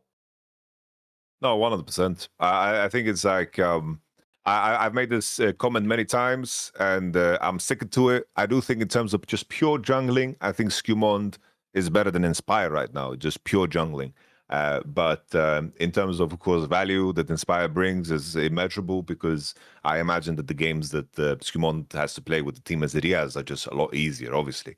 I think that in terms of what he brings to the team, in terms of champion pool depth, like the growth trajectory is extremely satisfying for Skymon, because we could see those jungling qualities early, and then it was about the confidence and finding the angles and actually creating space, and then tying his play style together with Caps, because now they are a very formidable mid-jungle duo that find very, very good gank angles, and they're kind of like working off of each other in a way that they never did last year. So to see that growth real time is yeah, as I mentioned, is very, very satisfying. And the main thing here is like G2 is now being held back by the other three in my mind. It's like Caps, that Galio game where he gets solo killed against Akali was freaky. Apparently, D-Ray is, it's not Dire, D-Ray, which is strange to me. Nevertheless, D-Ray is an Akali OTP, and it just has that champion 70% of games banned against him, and maybe we can say that. It is what it is. Galio, he got solo killed on Galio, which was strange, but G2 is held back now by the other three. Like, these guys need to level the fuck up, because regionally they are solid, but it comes back to that thing that I've been saying for a very long time. People always talk about like mid lane gap, jungle gap, top lane gap, west versus east. I think since 2023, when we saw the Gale Force meta and the Zeri meta, the biggest gap by far has been the ADC position. And I think that's always going to be a very big problem, because we have good regional ADCs and they can compete against each other, Super, Hansama, Upset, Kalist. But in terms of how they measure against the ADC pool on an international level, it looks like a completely different game that these ADCs are playing. And I feel like that's always going to be the main thing for me that is going to hold back the West. That's why Lyon did a good job of importing Berserker. Like, that's an angle. Like, importing ADCs, that needs to be what you go for in my mind. Yes. No, absolutely. Like, that's always the problem that Hansama has for me. He gets to be number one sometimes, and sometimes he is the best, like EU ADC. But the problem is, his game to me is more like a consistent game, and he has a few champions he shines on. He's never, I'm sorry, if you go to an international event, I'm almost never going to put Hansama in my top three ADCs. So you're immediately, I agree, on the back foot. And especially, by the way, right now, you could argue this specific meta, ADCs can be strong as fuck right now. Hence why Diablo is just card carrying games, whether his team's with him or not. So I know what you mean. Like, that's why, actually, if you are a European fan, you do have to put all your eggs into the fucking Kalist basket and just hope he keeps progressing year on year and he gets more international experience, because that is our, like, prodigy player that could end up being Caps of ADC, which is what you have to all hope for. Hansama's just the best ADC from Europe. There's a difference between those two types of players, unfortunately. We've already seen his ceiling. He's played many, many, many years. Like, by the way, the cool thing about Hansama too is, even after G2, if he wants to keep playing, he can go to the second or third best team and keep playing and go to Worlds and all the rest of it. It's just, I know what you mean. You can never imagine in a tournament like this, it's all BO5. Is he going to really gap Diablo? Is he really going to beat fucking Ruler? Is he going to beat Viper? He isn't. Like, it's not hating on him. That's just reality. I know what you mean as well. Also, if we go back a second, bro, this is why, if you've ever seen any of our shows, I've never been all in on Broken Blade, mate. Never for one moment in his career. Because back in the day, he was mainly just good domestically. And then famously, he had many years where a lot of people did consider him a bit of a fraud internationally. And then the last year or two, he had some tournaments where he sort of like showed up with a good performance or wasn't the main problem in the team. Mate, if you look at this split he just had and how the finals went, in theory, he's put all that behind him. He's back to being dizzy. Fuck, mate. This series, if you hate Broken Blade, you're going to fucking, even though he won 3-0, you're going to love this series. Get ready to line up all the playlists. The joke is, in game 3 of a sweep, his stat line on Shen, listen to this, ladies and gentlemen, is 9-2-6. You're going to go, oh my God, Thorin, he's smurfing. Even in that game, he gets solo killed by a Jax. That is illegal. That is illegal, sir. That cannot happen. That is like fucking yellow card. Next one's a red or off. But what the fuck's that like, Mr. Falco? I don't feel so good. How does one even die? How does one even get solo killed on Shen? Like, look, for now, it's just a red flag. We don't have to worry for now, Yamato. Didn't lose the game, but that scares the shit out of me, because as you just said, we can pivot if you want. He's about to play a bin who just had a smurf Jax game, bro. By the way, try picking that fucking matchup again. You get your head smashed in, mate. I think there's this year, the season where you are now isolated in top lane, I think is going to expose our top laners a little bit more, because it's like last year it was a season of lane swaps and you had cheeky tricks up your sleeve that allowed you to connect to the game. And I think that's Broken Blade's strength. If he gets to connect with the game, he gets to play off of his teammates, that's really good. His lane phase has never been his biggest strength. There was that period where we heard about how Alfari is working with G2 and it's looked better and better. But the way Broken Blade always gets himself into games is by being awkward, in the sense that he plays unique champions, whether it was the Warwick that he fed with against Furia or the Kled answer into Olaf. This is just how he tries to create and mask that flaw of his in terms of how he plays the lanes. Sure, everyone got excited by his Rumble because they beat Kana on it, but even that game, like, that was a very wonky-ass game. He created some forest fires, you know, he was responsible for, you know, the global warming almost completely on his own on the Summoner's Rift, the way he was burning forest on the Rumble. You know, it's like he had a solid Gwen game, but it's like it requires more than just the one, you know, like that doesn't let us forget, like as you mentioned, like we can't forget the fact that he didn't play the champions for a very long time. When it works, it looks very good, but all of these champions he plays are very feast or famine, and you either get one side or the other, whether he plays against Yasuo into the Twisted Fate of Zeus and looks good, or he plays Kled into Olaf and gets solo killed against this man in the top lane. I don't even remember his name right now, forgive me. It's very, very feast or famine, where you want oh, pun, big pun. Mr. Big Pun himself. Yes. You just want, of course, stability from Broken Blade, but he gets challenged on his weakness way more than ever. And I think as Billy, you're stuck there in that lane for the first 12 minutes. You're not lane swapping away from that shit.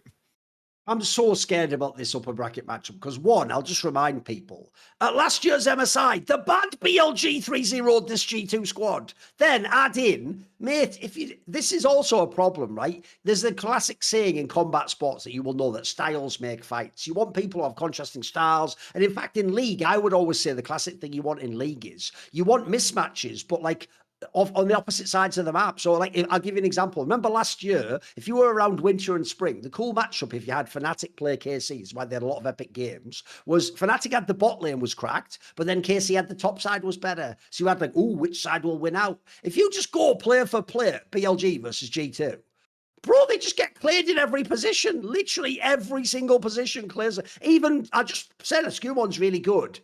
Bro, Jun might be the best jungler in this tournament. Like, he's really cracked right now. And also, this guy's a motherfucking hands jungler, mate. It's going to be really hard to get that Skumon style off. He's going to be fucking fighting you all the time and interrupting. So I've got to say, like, normally, in theory, when you're like the top team from each region, there should be some angle by which you can win. I have a really hard time, like, theory crafting a win for G2 here, mate.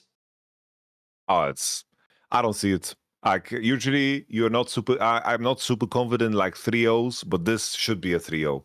It's very hard to conjure up a scenario where they will just like lose to them. It has to be such an egregious draft gap, but that's not who G2 is anymore. I don't see them having like super creative angles. They're very standard in the way they set up their game. They don't have like some cheeky pocket picks or something, but that's what they need to bring out here. There needs to be something so strange and unique. Like last year's World is gone. He's been on for a long time now. Coming, you know, there's no crazy angle, is there? There's no pocket pick. I know. It's like, at least, you know, the one time they beat Billy last year, which was a way weaker Billy, the one with Way at the time. They want to be a one. It was like the Navy angle into the Rise, and they had the Poppy top lane at the K'Sante. They had like these counter picks that are very European, so to speak. If they can maybe find a situation like that, maybe they can take a game, because Billy can trip over themselves sometimes, but that's such a reach. I think this is going to be a 3-0, and that comes from a person that has glazed G2, specifically Captain Skumon, plenty in the context of Western League of Legends, but I think that the gap is just widening. The gap is just widening more and more, and Fearless is just putting more pressure on the individual player, especially in a world where Riot just wants to streamline the game as much as possible. There's very little ways to escape the individual matchups, and you just have to play them out. And in the past, it would be like, oh, you pick some scaling champs, you can get the team fights with lane swaps, and you can kind of band-aid everything along the way. Riot has removed all of that creativity. You have to stay in the ring and fight back. There's no running. Yes, exactly. There's no like UFC, like stand him up. You just wrestle him on the ground. No, if you get all caught on the ground with Khabib, you just get your head smashed in for 20 minutes, mate. That's the world you're in. No, by the way, obviously on this episode, since this whole tournament is condensed into a single week, we can also just do all the hypotheticals because we won't be back during the week, but it'll be the post. So, right, we're going to assume, as we just said there, that BLG at a minimum beats G2, if not stomps them. So then we're going to get, I don't think it's impolite to say this, you're probably going to get G2 versus BFX as the deciding game, see who comes out second. Now, that's a way more interesting game to talk about. What do you think of that one? Because this is the difference, Yamato. That is where the BFX players, having some people who are like inexperienced internationally and just haven't always been top players, that makes this one a way more spicy one. Because you said it earlier, bro. On paper, we're supposed to look at BFX and go, this is the team that beat T1 and D+. It's the number 2 LCK. Normally, that's a really scary prospect. Listen, I'm scared of playing Diablo, but actually, some of these other players, if I'm the G2 players, I could find a way mentally to get hyped that we're going to be in this series, that we got a chance, and that people like Skumon can get a game off, you know? The tricky thing, in my mind, right, I do think Caps should have an advantage over Vikla. I think the experience and level of play generally, I like Caps. I think Raptor is a very strong player. I think is a very sturdy point for BFX in terms of their strategy. The big fear is just, we've seen what Kellen and Diablo has done to bot lanes that are far better than Hansam and Labrov. And I just don't see a world where they don't replicate that exactly. It's once again the same thing. It's like they need to find draft shenanigans to kind of peel away the combos on bot lane, peel away the range supports that will, of course, put Diablo in a position to carry. If they can find a way to make the series go along with unique draft angles, maybe they can be the ones that are in that game 4-5 that throw, of course, Diablo out of that comfort. But it's once again that same thing. It's like they need to win some of these earlier games against the drafts that BFX will be strong on, because that's where, of course, Bilibili contested them. They won a game early on with champions that BFX love to play, and that allowed them to get to that game 4 and 5, although it was sloppy at times. I just have a hard time believing that. It's so hard to believe it, because even in the context of the top lane matchup, Clear was farming Doran. Clear was farming Shiwu. I don't think Broken Blades is better than these guys at all. Like, Clear might look bad against Bin, but he's not gonna. He's going to be an advantage over Broken Blade, and those things are just going to be very, very tough to face, because mechanically BFX in this series, there were moments where they couldn't get the ball rolling, they couldn't show up to the Drake fights as they wanted to, but BFX is the type of team, if they use bot lane control to get secure Drake 1 and 2, this is a very disciplined team in terms of understanding the conditions of how to win, because they've managed to do so many times. So still, to me, BFX should be a massive favorite. I could see G2 winning a game, but winning a series just seems so tough with everything that we mentioned so far. Like I say, though, I do think that's the rare part where the inexperience factor could be interesting, though, because at least the GT, I mean, first of all, they kept the same roster for a whole year, so they've had those other tournaments that they've been able to play at, including EWC. Then you've also got the core of G2 who's played 1 billion international tournaments. That's actually an area I would expect them to be more comfortable. The problem is, though, if Ferex starts great, and as you say, they're probably going to look a lot better than they did against BLG, they could just get gapped by just being better players. That's the problem. Like, actually, if anything, the people, you said some of the names there, people like Clay can really make a name for themselves now, mate, because people might not respect them when they see them in the LCK. If they beat like the best players in Europe, then they're going to get that respect. Or COD to remain best player at every single position. Obviously, that has aged poorly. He'll continue to age poorly. Don't worry about that one. It was nonsense anyway. Look, it's just what you say when you're the dad. And that was like a dad saying that lie, Yamato, where they go, I love all my children the same. You don't, but it is probably the right thing to say that, you know. Yeah. You don't, let's be real. You know, gun to your head, you don't. Everyone's human, but I agree. You don't tell them I love you more and you're not as much. You don't do fucking rankings. Although, by the way, as a funny aside, you know the legendary American football player Deion Sanders. You know this guy. He's got like a mad personality. One of the amazing. Well, famously, he's someone who, as a player, was not only a mega player, he's a defensive player, and he played baseball at the same time, by the way, and could even play a little bit of offense in the NFL, which is bizarre. You play both, but also he actually himself, even though he's a player that came up in the 90s, was way ahead of the years in like shit talking. He was sort of like a Chael Sonnen figure, mate. He used to have like lines he canned and wrote down, then he would deliver them in interviews famously. Well, one of the things he does, because I follow him on Instagram, and he's still a really interesting guy, he's like a coach now, is he actually, as a gimmick, does rank his children. He has like 3 kids, and he has a leaderboard, and if they piss him off, they like go down the leaderboard. And he does like a whole system based on that. If they don't buy him a gift for Father's Day, they go down. He has like a whole system that he keeps them all aware of as like a ranking to try and make them like battle each other. So anyway, whatever. The point is, I get it remains just going, and all my players are wonderful. Thank you for another trophy. Put that over here. Like, yeah, I get it. You don't just go, yeah, Captain Scuba are really cracked. Well done, the rest of you. You know, you don't do that. I get it. But anyway, the point is,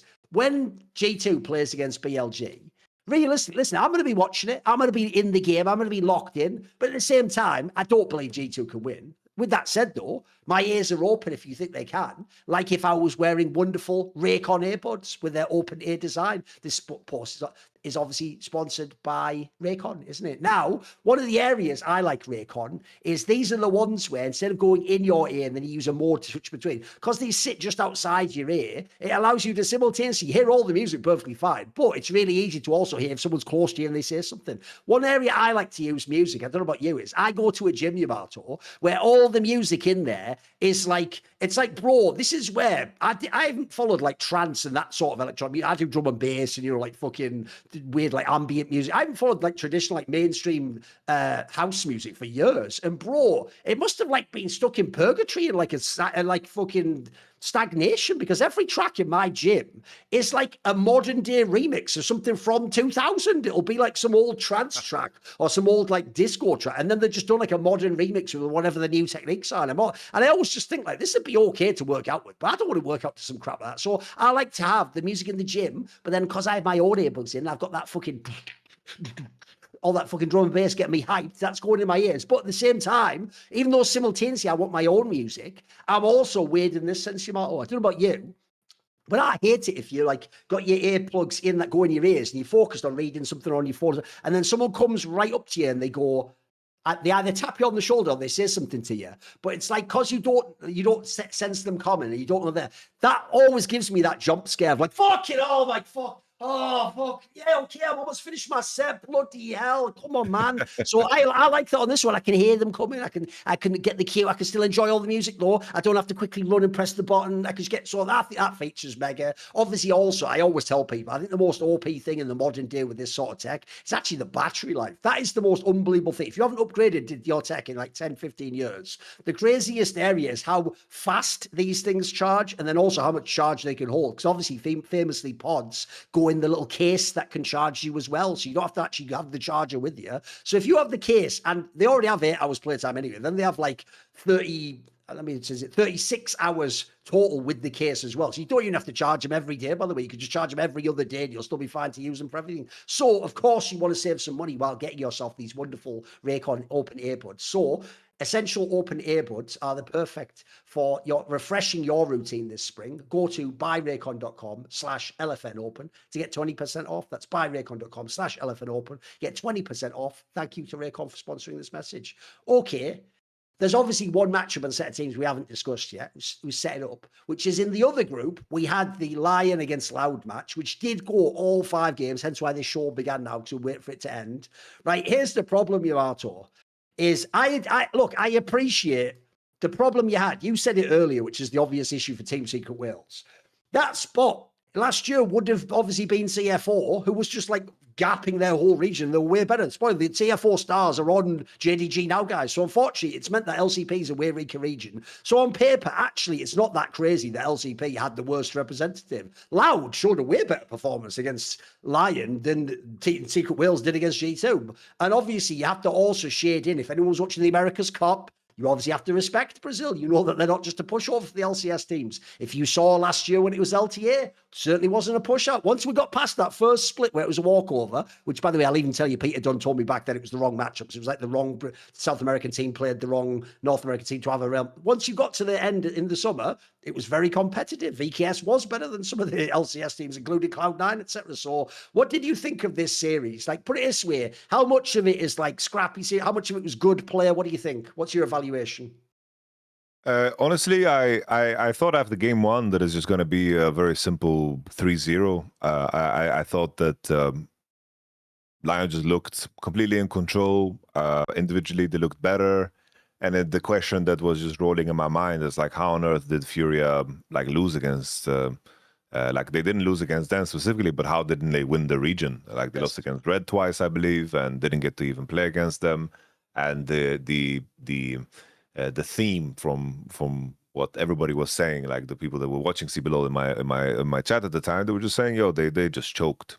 These guys just don't have it in them to win the playoffs." And everyone thinks Furia is better, but it's not the case. And I was thinking, okay, I guess it's going to be easy 3-0 for Lyon. They didn't look good at all. But as they were going deeper into the games, like there was a situation like game 2, I did think that the top laner from Loud was looking really, really good. I think like the Sion game he had was very solid into the vein, and it was very clear that Loud had a sense of identity in terms of how they played. I feel like GenG actually found very good, unique gank angles. He found invade angles and was busy in the game in a very good way. I think Envy, considering this is a guy that just came in, very experienced, a very old player. He just came in, and you could kind of see in the way he plays. It's like. The best way I would describe it off of this series alone is kind of like a Brazilian Zhao Hu or something, you know, like he finds the angles into the fight. He's very selective with his moments. Obviously that Vex game 5 was very disappointing, but apparently it's one of those champions that he's done very well on historically. 80% win ratio. That was like him doing his Hail Mary, but it just wasn't the time to do so. I did think that Loud had a very good draft read, and I think Lion's biggest weaknesses in terms of how let's say, perfect everything needs to be in order for them to take fights and to take opportunities. They give up a lot. In a lot of cases, they give up drakes. If the fight is like for some reason not perfect, they give that up and wait and wait and wait, and they kind of look for mistakes from the enemy. And there was many moments in the series when that happened. But when Loud maintained discipline, they could actually take those advantages that were given to them and walk all the way. I was surprised with the Jace lock-in in the mid lane. Like you're picking Jace into Ornn, Akali, and Nocturne showing. I think that was an insane draft that Lyon did. I think the Vayne was also not the greatest, so there's certain things that Lyon definitely in terms of prep could have done a lot better.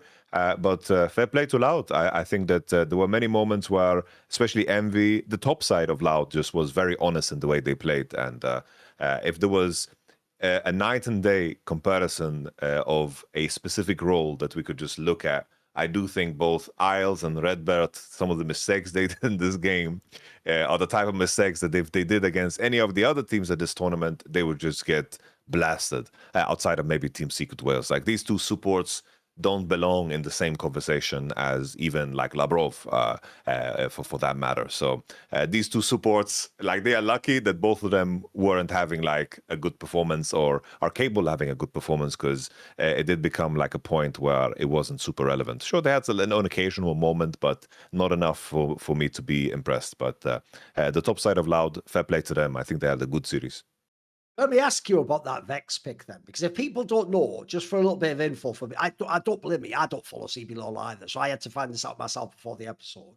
Right, the Envy guy, who I do remember because he's a veteran of CBLOL, if people remember, used to be on INTZ back in the day, he was even on a Furia roster at one point in time. He's been on CBLOL for a long time, he's 27 years old. But if people don't know, this split, he wasn't playing pro, he was on like an academy team, and he didn't even play for Loud until like the last 2 matches, the ones against Red Canid, so he wasn't like part of their team until now. So the most bizarre thing of this is, right, you've got this mega veteran who hasn't been at the top level player.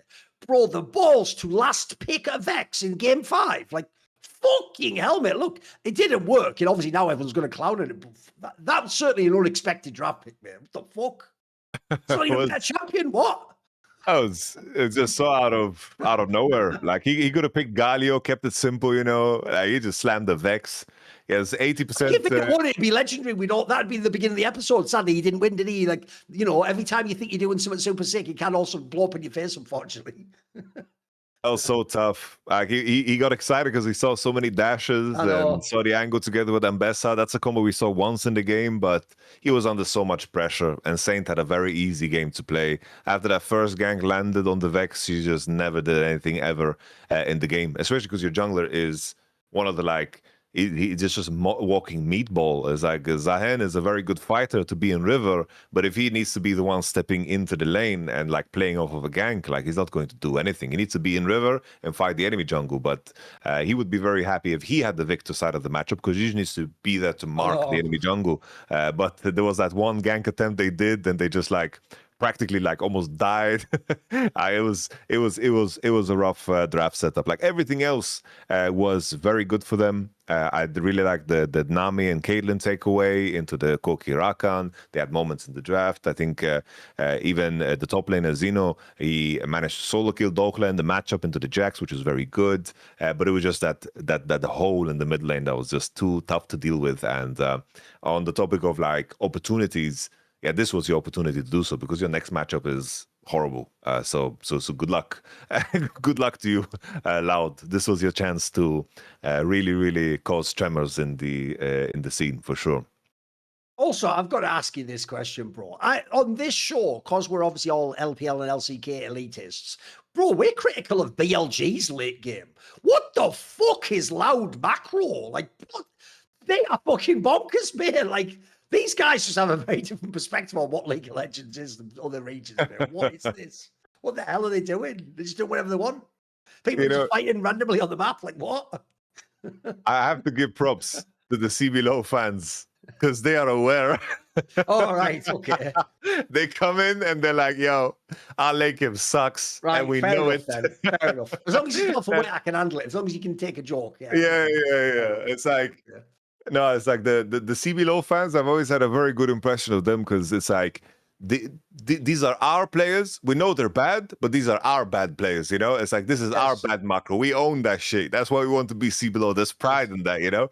And I like the humility too, because it's like the Brazilian tragedy. It's like, it's a very common meme, right? It's like the go-to is like, everything goes good. They're ahead in the game. And then here comes Nasher. And here, how we're going to do Nash is going to be awful somehow. Something's going to go wrong. Someone's going to get caught. It's something so predictable, and it always comes. I do think Lyon specifically, I think they're good at really like pulling you apart, and especially in the Drake setups, I think that's where Loud really fell short in most cases, like the Drake setup, the position on the fights. But that's Lyon's strength. It's like if they have time to set up the perfect play, they are very good at doing so. You have to be like in their face and really pressure them hard and really threaten them on every angle. You can't give them breathing room to set that play up. And especially in that final game, the Drake fight that decided it all, that was just so easy for Lyon to kind of set up the battlefield to be favorable for them. And I think that this is something that Loud just couldn't keep up with. This is just something that they were way worse at for sure. Obviously, I'm a massive Inspired fan. If I look at the right games, like even in this match, I can find moments when Saint does have like really nice hands. I can see why they're bro. I know Dokla was never meant to be in this team, but even so, yeah, he is now a champion of the NA region. Mate, considering they won this series, this wasn't really a good fucking show for him. And I'll tell you what, if I was scared about G2 versus BLG, I am very scared about Dokla versus fucking Kane. Mate, this is in English, it's the thing that I've encountered. This is squeaky bomb time, mate. Bloody hell, this is going to be rough. Well, if there was a market for Polymarket to do, it'd be like, will GenG beat the international record of fastest BO5 ever? They're going to have a chance in it, though, yeah. Yeah, like this is the one to do it. It's like, you were close against JDG. What the hell's going to happen here, brother? It's like, this is... I like if they make this series under 70 minutes, I wouldn't be surprised. Definitely. Yes. No, that's what's so brutal. It's like, look, it's not even a diss to Lyon. Remember, one, they still never got the real roster. They haven't. There's a Zamunda guy top lane, obviously, instead of had to go with Dokla, but they got here. They've done their best. They beat who's in front of them. The problem they have is we just did a whole thing about an hour ago about how GenG might be the best team to ever play League of Legends, and how we can't even see how FairX and fucking BLG can beat them. So I'm sorry, I can't then go, right, thinking cap on. Here's how Lyon beat. Shut the fuck up. They're not beating them. They're not beating them. And even worse, I don't even know where you get a strong matchup here. Like, again, normally you look at Lyon, you need them to have a chance for Inspired to get in the game. Look, Canyon hasn't been that great a player, but bro, he's in like the easiest position of all time. He can just sit there in his lanes, get all the CS, and they're never behind. Like, it's so hard to conceivably find a way Lyon wins this one. Like, this isn't your granddad's fucking fly quest from a couple of years ago who had the epic series against the other GenG. This is a different roster, and there's also no fucking lens to just int the shit out of the series. So, like, yeah, this one, mate, at least the BLGD2 one, that might be 3-0, but it could be like a classy 3-0. This could be the 3-0, as you're saying, like, where like you're setting records and fucking smurfing on them. And I'm even going to make a prediction. If GenG's up 2-0 and it's easy, I actually think you'll see a rare moment of unprofessionalism from GenG, which is they might even get cheeky and do like a naughty draft where they try and like do some fucking silly counter pick that doesn't make sense, or pull out a crazy pick to experiment in it, etc. Because I have to say, this is where the format does actually lack for a little bit. Because, by the way, the reason I keep referencing the format is they have to do that thing what you said last week where they have to pretend like LCK2 isn't the best team in the tournament along with GenG. So they have to make the pools in a way that doesn't make sense. That you look at G2, you're like, what? But then you remember that's the number one AU team. So this matchup, it's actually a bit of a bummer that the two upper bracket qualification matchups are probably going to be sweeps. They're probably just going to be one-sided bulldoze affairs, unfortunately. Honestly, I could go so far to, like, I wouldn't be surprised if the next 4 matchups are all just 3-0s. It's like, we're talking Bilibili versus G2, BFX versus Team Secret Wales, Loud versus JDG, and then, of course, GenG versus Lyon. Like, this could just be 12 games, one-sided, easy peasy. Yes. I wonder if there was more magic to be done in the format, in the sense that I can imagine a world where maybe GenG and Bilibili, maybe they are just qualified into playoffs instantly, and then the 6 other teams would have to face off against each other, single round robin, best of 3s, top 2 make it through. Maybe there was something more to be done. Maybe something the Riot could have done where we had like money grudge matches where still at the event, maybe they stay another day and Lyon would have to play against G2, and there's like a cash prize that is tied to the event just because we want to see that matchup. Like there's ways to make it hype. Like I think of the UFC, you know, the BMF belt, you know, it's like the best in the West belt. You know, we can make those matchup happen outside of the traditional fucking professionalism. I'll give you an example, Yamato. Even though in theory, I'm actually against any format that has like anything that spoils competitive integrity. So in theory, I'm not even in favor of matchups where you can choose your opponent and stuff. But I will acknowledge it is WWE-esque in the sense that you can create extra entertainment beyond the games, right? I'll tell you what an obvious angle would be. I don't think Riot would have the balls to do this, but I'll tell you what, I guarantee it will give you viewership and make the matches hella hype. Think about the discussion we had last week, bro, after the America's Cup.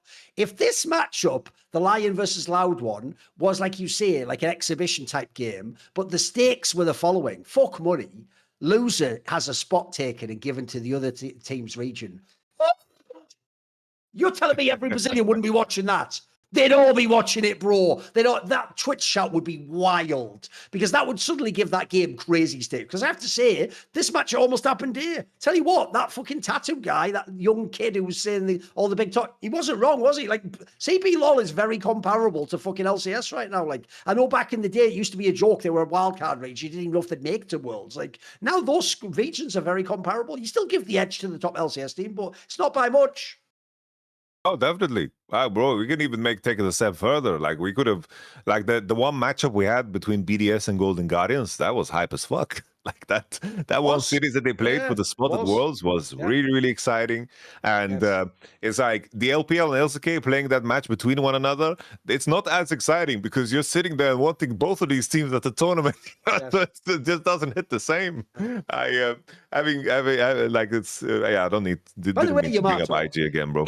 It was actually last week my birthday. Oh no, that's what am I talking about? It was 2 weeks ago. It was 2 weeks ago my birthday. I'm actually technically 43 years old, but I'm gonna spin things as I always do in a different way to most people. Most people are haters, Yamato. They'd be like, "You're 33, you still do this." No, it's the other way around. I'm so grateful for my life. It's fucking dope. I get to be 43, and essentially I'm paid to do stuff like just go and then say some mad shit where it's a reference to fucking anime or a video game or something from Counter-Strike. What a fucking awesome life this is. Fucking great, isn't it? Like, again, I always tell people, by the way, I don't know if you've ever had this experience, but if you ever work on broadcast in any capacity, you would actually be really shocked how many people, where esports sort of became just like they had to settle for this as their career. Like maybe they liked it earlier, or maybe they liked being a pro or something, but they got bored with it eventually, but they feel trapped. They have that like sunken cost fallacy, like, well, I've put this much time in now, what's the point in leaving? Plus, it pays well and you're famous. No, one thing I always say is like, it's only a handful of people, sadly, but I am one of those lucky few where,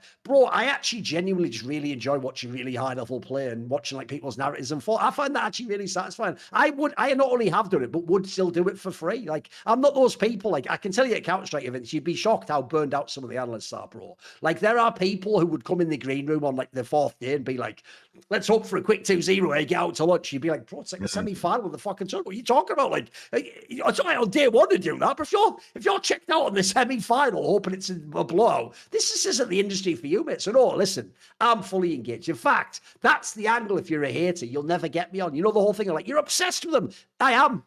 This is my passion. Literally, Don once said it. Someone was once like, why does he care so much about Faker winning like a historical award for Player of the Year? Dom just said, you are aware, he's like the person who's given the most of their adult life, literally too, caring about esports history. Like, by definition, yeah, that's what I care about. I think that's really, I know to everyone else it's not important. To me, it is. I think it's dope. So anyway, along those lines, bro, you just said it up there.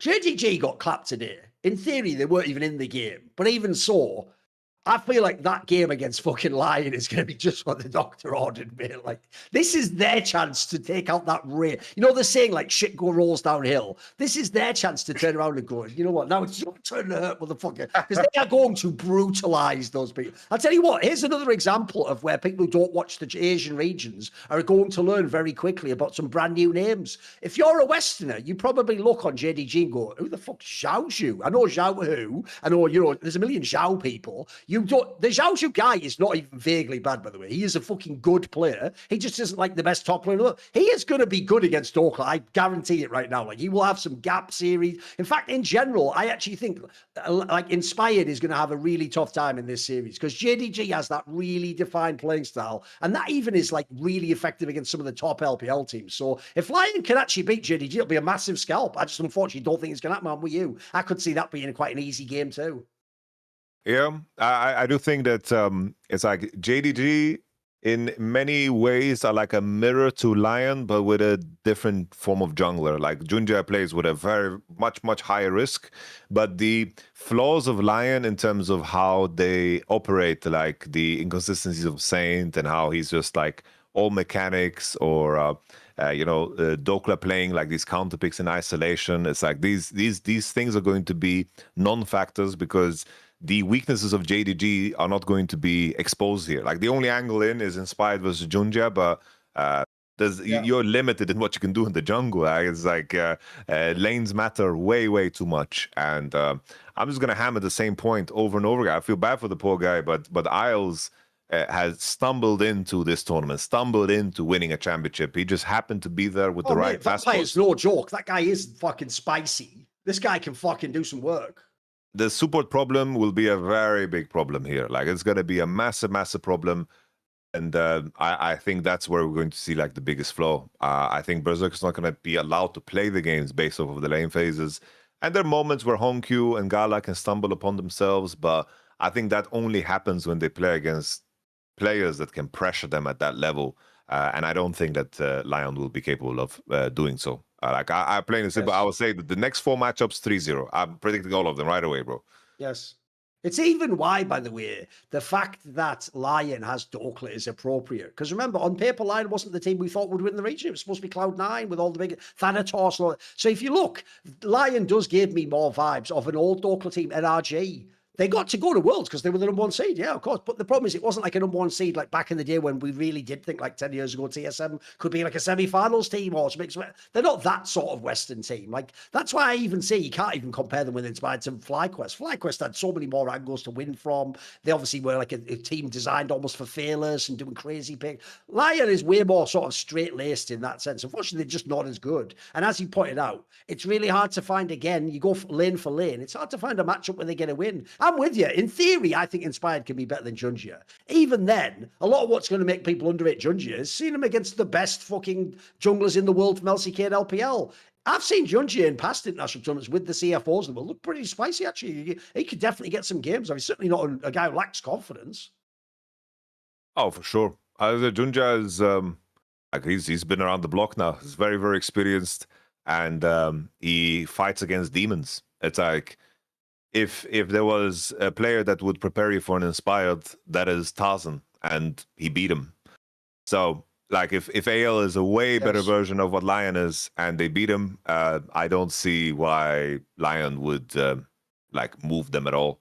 I think that in terms of what it's interesting because it's like on Power Spike, me and Yamato did the whole like in honor of the Lord bets of the past. We did the King bet, and he took upon himself like to just hype up Lyon and say that they're gonna do better than G2 at this tournament. And I went so far to say that I believe that the top 3 LEC teams would beat Lyon. Like, I think Casey would beat them, Koi would beat them, and I think that G2 will smack them around. And in my mind, the crazy thing about this proposition, right, is that this Lyon team is so much worse, as you mentioned, than the FlyQuest team of the previous year. And that was the team that G2 even managed to beat. So just by contrast, it's crazy for me to even think to reach that conclusion. I'm with you, because here's the thing. If someone last year, or remember even 2 years before that, it was Team Liquid, if people did the take, it was even Monty's take of like, maybe the LCS top team is the better Western team, maybe it's not, because those teams had macro and they have like great qualities to them, and obviously Team Liquid with the support, and then FlyQuest with the jungle. That's our world-class players. Lyon, I just said earlier, they're more like an NRG, mate. They're not like some fucking super duper squad in that sense. Like, no, that's such a mad take too, because Jamada's from the fucking UK. Why are you with the bloody Americans? Listen, I know as Brits, we don't really think of ourselves as Europe, but we're more Europe than fucking America, mate. What are you doing there? Why are you on the LCS side? Some bullshit. That's some bullshit. And also, I'll just throw this out there. Brother, Isles is on this team. You know what? Yes. If you go back really long time ago, obviously I never really was a massive Umti fan on Team Liquid. Certainly early on, Busio had his issues as a support player on FlyQuest.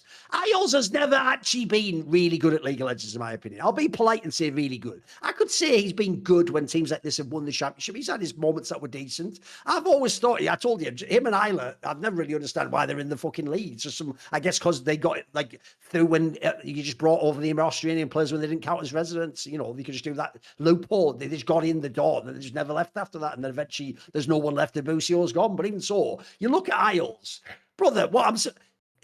Jamada, go take those names that Yamato just listed there and just look at the support players, bro. I'm not the biggest Labrov fan. He would fucking clear the shit out of Isles. What are you talking? And it's not even there's nothing to even debate about fucking Alvaro and Busio. Like there's levels to this game, brother. Come on.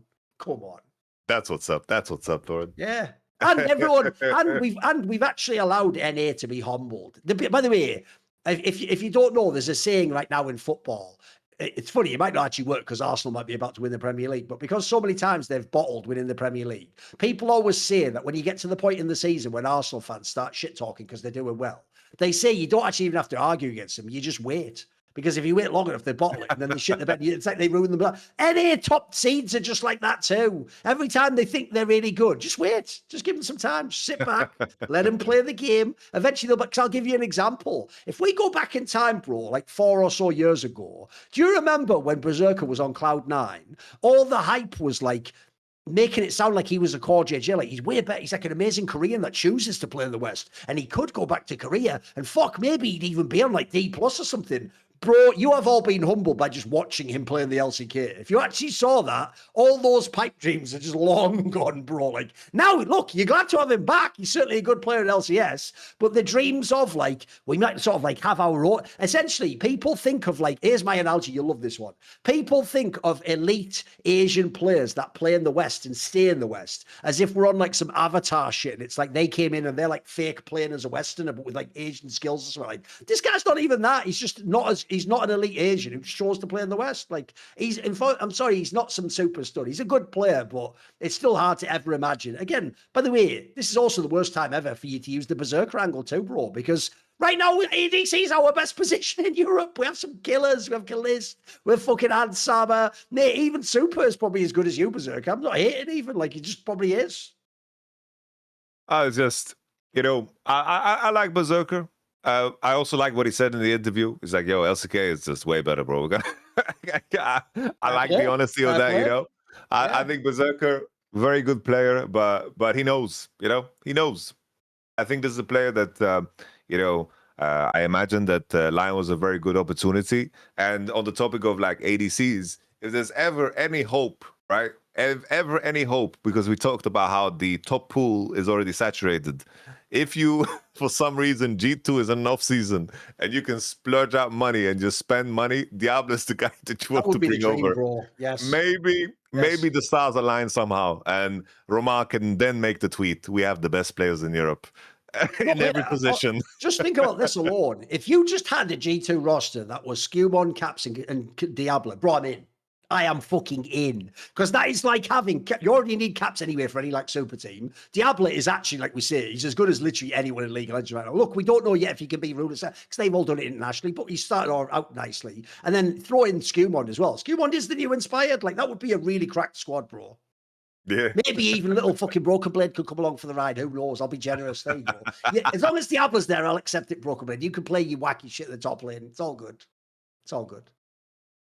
The joke is, last time, in fact, you know what? I know what we need to do. We have to take what worked already, adapt it, and iterate. So last year, we leveled up Broken Blade's laning by bringing in Alfari. Right, next coach, Soaz. A little bit of the old macro play. You know, figure out how to play a little bit of those side lanes, Broken Blade, bring him in, get him in the game.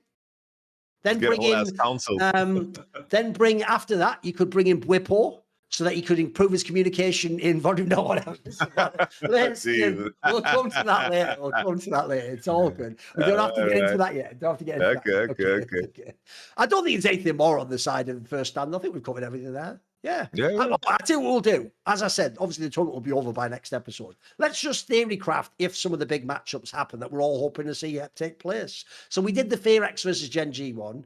Obviously, on the other side, we're probably going to get the LPL final rematch. We're probably going to get JDG versus BLG. Now, that one's a way more interesting game, though, Yamato, because actually that was an interesting game anyway in the LPL. Remember, the upper bracket one was the banger. It was like the 5-gamer, I think. So what do you think if these teams play again? What would you be looking for the two teams? Who are you favouring? No, it's just I've just seen such a steady evolution of BOG in terms of their improvement, and I do think that the solo lanes, like what we saw between Bin and Xiaoshu, I don't see why Bin wouldn't be able to recreate that. I think also Knight versus Honkyu. I think Honkyu can find angles. I think that he's very, very good in the lane, but Knight is just too damn consistent. And now, on top of that, you have a Shun and On that are just playing out of their mind. It's just been a steady progression and improvement for BOG. And I think that they're finally in a place where they are looking quite sharp.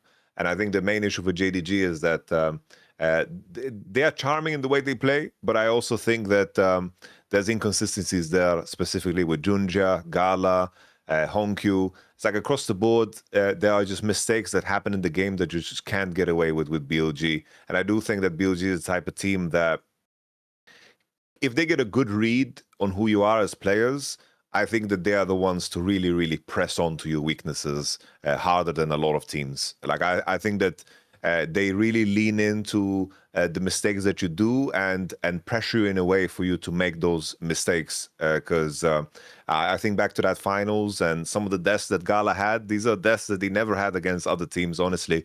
And I think that when BOG get a good read on you, they make it so cruel to play against them. So I think that all these repetitions just serve to help BLG in the matchup, because the more they know about you, the less they're going to make the mistakes they do in preparation against you. Yes. And obviously, look, we're not going to do every possible variation of a match. We're going to be cynical and we're going to expect that teams take care of business. Now, if you want to be like those teams and take care of business, why not check out Shopify? Because obviously you need to be well-rounded, don't you? You need to know how SEO works. They've got that sorted for you. They've got all AI that can help you with that stuff. Put the right search terms in. You need to have someone who understands design so you can make it look beautiful, problem solved. They've got all these templates you can choose from, all modern designs, stylish, artistic, out there. There's millions and millions of people have used this this service. Don't worry, there's many, many different options. Not just like you pick from 3. There's loads of different ones. They're all really good looking. They're all clean, well coded. Obviously, you need things like the ability to, you want to initially start out small and just sell to some people, but then over time, maybe you find out a certain region unlocks. Maybe you can even go global with your thing. Actually, they've already got the ability to scale all the way up with you and sell internationally across the board. Obviously, people trust them. If people have already used Shopify, they probably have in many cases. They're going to have already used that big purple button where you got all your details in. So actually also means when you use Shopify, if someone gets to your store and they like what you have to sell, it's actually much more likely they'll buy, because if you know how websites work, the more clicks it takes from people and the more doing things like on a website you've never used, entering your credit card details and your personal, that's where people think about who hasn't been on a website that was a new website, put something in a basket, got to the basket and gone, I can't be bothered with this, or this is more hassle than I thought, or actually, do I even trust this one? You don't have to worry about that with Shopify. They've got all the e-commerce elements. People trust them as a brand. And if they've used Shopify before, they just press the button and then they're buying the product or the service or whatever it is from your store. And you've got all sorts of other details. They've got like customer support that's 24/7 in case you have an issue. They can actually help you run email campaigns, do social media. Basically, or instead of having to have your own little army of people, with Shopify, you've got that all taken care of. So start your business today with the industry's best business partner, Shopify, and start hearing cha-ching. Sign up for your $1 per month trial, super cheap, at shopify.com/summoning. Go to shopify.com/summoning. So I heard an echo. That's shopify.com/summoning. Cha-ching. Okay. Now, here is why we're going to talk about a different, we'll pivot for a second, which is tangentially connected. Watch how weak this segment is, but who gives a fuck? I'd have loved, instead of Fear X, to see T1 here, because I've always wondered, how will T1 do in any international tournament that isn't Worlds? Well, they're not here. They weren't even close to being here. But Oner said something about international competition. Great segue, Thorin. Thank you. I'm a professional. Okay, so Oner said in an interview, let's get rid of things like MSI, combine spring and summer, and play over 100 games, one every day. This is the most Korean tweet of all time, by the way. Then, and this is the rest of the statement, then the winning teams from each region could compete in Worlds. Now, I'll just start out a bit silly before we go serious here. So what you're telling me is, Yamato, you know Oner, the guy who won one LCK, and then the only other tournaments he won was EWC and Worlds. He's come up with the brilliant idea. You ready? Let's just get rid of MSI. Who fucking needs it? And you know what? You know what, LCK fucking sucks getting beaten twice a year by Chovy. Let's just have one LCK. Oner, this is the most self-indulgent post I've ever seen. I don't even really know how it helps other people. I know he did sort of make the case. What he means is have it be like a Premier League, and then you just have Worlds as your big European Champions League or something like this in this analogy. But even so, I can't, when people make a statement, I always have to look who's making the statement in the context. I did just immediately think, yeah, that's what I would think, Oner, if I'd never won MSI too, mate. You know what? MSI, who even needs it? Get rid of it. Also, that bloody Chovy, I think we should only play one finals a year. Like, God, what did you think? You can do either angle. Are you doing the Oner angle? Are you doing the serious angle? Which angle are we going with, Yamato? And honestly, it's just so goofy. I get to even address it at the merit. It's like, how would that look like? Is it like a 8-time round robin, or what are we doing? 100 games? Are we getting 100 games, bro? Exactly, 100 games. Is it 15-round elimination? Like, what are we playing as? Why don't we go further? Let's just have one facility and then have it like bunkers. It's like Squid Game. Just have everyone sleep in the same building. Then it's just easier to just jump into games. Forget the 100 games. You just play every day of the year, and then on the last day of the year, it's the World Championship final. And then if you win, you win. There you go. Might have breaks. Yeah, it seems really the best at league in endurance. Make it an Ironman competition. Let's see if David Goggins can be the fucking coach of GenG or something. Like, what are we doing here? I know. Because I'm also thinking, right? Think about how the different regions work, Yamato. In your region, when you were playing LCK, you played an LEC versus and got to play 11 BO1s. This motherfucker wants to play BO3 every day of the year. Like, for 100 games, 100 BO3s, really? Really, Oner? You fucking masochist. What are you talking about? Also, I'm sorry, the more serious analysis is, MSI is the best tournament in League of Legends right now. We're getting rid of that. No, come on, Oner. You don't really mean that, mate. You know what? Just for that, I hope you fucking win this MSI. Just so you go, you know what? Maybe I was wrong about MSI. I love that tournament. I think it's one of the best to watch as well. To open your fives when you get in the main event. It's fucking dope, innit? The nightmare scenario would be, where fans play up this angle. If T1 lose at MSI, it's like, oh, they just don't care. They don't think it's important. It's like, no.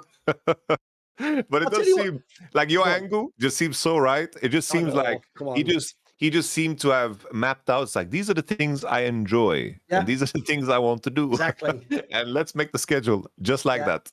That's what he did. No, I'll give you my analogy. What he's doing is like when people who are individuals use social media, but they make it as though they're addressing the world, though, Yamato. So, like, I'll give you an example. If a girl comes online and she's like, bloody men, why do they always pick you up late for a date? You're like, that doesn't really sound like saying men. It sounds like you just got picked up late for a date recently. Like, that's just one dude. Like, I know you make it sound so self-indulgent, because it's like he sat down like turn-offs, MSI, having to play Jovi.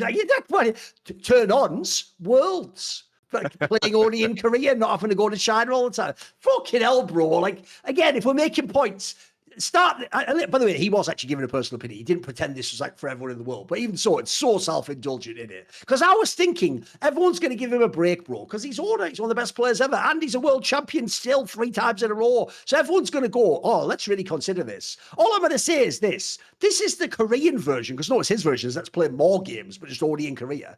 This is the Korean version of all those years ago during COVID, when Doublelift, when COVID hit, was like, can we just like cancel the spring split, but I still get paid all the money? And you were like, that's also the most American fucking take of League of Legends of all time. Like, no, one, we're not cancelling it, you fuck. This is your career. And 2, if we do cancel it, Doublelift, you don't get the money. Like, it has to be like the American sports. You get the money for appearing. You don't just get it at the beginning of the contract, you lunatic. What are you talking about? So, no, I just brought it up for humor's purposes mainly. And also, I just thought to myself, again, like I say, it'll be convenient if you actually win MSI, bro. I imagine your opinion will change pretty quickly. Or, here, God forbid, you win MSI, but not Worlds this time, Oner. All of a sudden, you might see the value in that tournament. And he's saying this also, Yamato, in the context that he just failed to make first stand when there's 2 spots. Would he really be? If he was at first stand right now, would he be going, yeah, I mean, we're going to try and win this tournament. I don't think it should exist, of course. It should only be Worlds and LCK. I don't know that you would do, Oner. I feel like, again, the fact you haven't qualified for any first stands also might be playing on your mind here. Give me a break. Come on. Stick to the gym and lease in. That's your specialty, mate. You are Chad at that. You are the fucking Chad. Oh, by the way, speaking of which, just even though it's a really mad, random, indulgent thing, I'll bring it up now because I do like to put people onto shit that, look, not everyone's going to have seen my Twitter. There's a guy on Twitter. His account is, it's all one word, LOL NAM, so LOL NAM, and then it's like 3 or 4 underscores. And he's a guy who just makes montages of highlight players from pro players, but he does it where he makes like the graphics settings way better than like normal. And bro, they look really good. Like if you ever watch, he gets like Viper outplays. He had like an Order lease in one that was fucking mental. He has faker ones. I think one problem we have in League in general is a lot of the clips are just the stream clip. You know what I mean? It's just a clip for like 30 seconds in a short. I like this is more like when you had like Counter-Strike frag movies and you make it look super epic when it's a mega outplay, because some of the best outplays, especially like ADCs, are fucking unreal. So this guy has some really banging ones and he posts them quite often, including from like these tournaments. So check that out. There's something you can go watch. There is actually another topic we can spin into here, which is along the lines of the following topic. This wasn't for just to make fun of Oner, of T1 internationally. Will they win a tournament that maybe is or isn't a Worlds? There's a poly market. There is a poly market that asks the question, will Faker win a finals MVP award at an international event in 2026? So that would presumably include MSI, maybe Worlds. Now, to be fair, if people remember, last Worlds final, it was Gumayushi was the finals MVP. Obviously, Faker hasn't won MSI since 2017, so he hasn't won that one. With that said, though, the reason why this is an interesting market to me is if you actually look last year, people will forget this, but there were periods of time, including going into MSI, where Faker was really good, bro. He actually had some times when he was like smurfing. I actually think that Worlds might have been the best run he had of the last 3, where maybe not in the final, but he was excellent aside from that. He was just having really high level play. He wasn't having a lot of the champion pool issue, right? At the moment, the odds, according to the poly market traders, is 16%. I mean, part of that, I get it. they're not at this tournament. No one knows yet if they're going to be at MSI. This is probably the worst moment to ask that question. But what are your thoughts if you project forwards? Faker being a finals MVP at the national tournament, does it happen? It is just so. It's You go such yes, a. you go no. I would go. I would jump on the no here at the 16% chance. Yes, because it's like in my mind, you have to think of it through the lens of first they would have to win an international. And with everything that we talked about, GenG, that's already tough. Oh, apparently, by the way, I just read the small print, but it does include EWC apparently. But even so, they'll probably still have GenG as well. I imagine they'll have all the best teams still, but apparently that's included as well. Because in the end, it's like the way MVP works is like you have to be the winner and the best player in the finals. Yes. It's like that's how League of Legends MVPs work, and that's a really big ask, I think, really big ask, because you need to get there in the first place, then you need to win, and then you have to be the best player out of potentially 5, which you definitely have a team where for sure at least 4 players can be the MVP of a finals. So it's already a super big ask. I think those of this happening, it's skewed in a sense, because I do think for the narrative, Faker gets like an additional push. Yeah, true. On that topic. But I think the rational thing would be that no, this won't happen. It's just so far fetched, at least from this position. It's like they didn't even make first stand. Yes. We're assuming they're gonna bounce back and play better, but what if they don't? Like that could also be the case.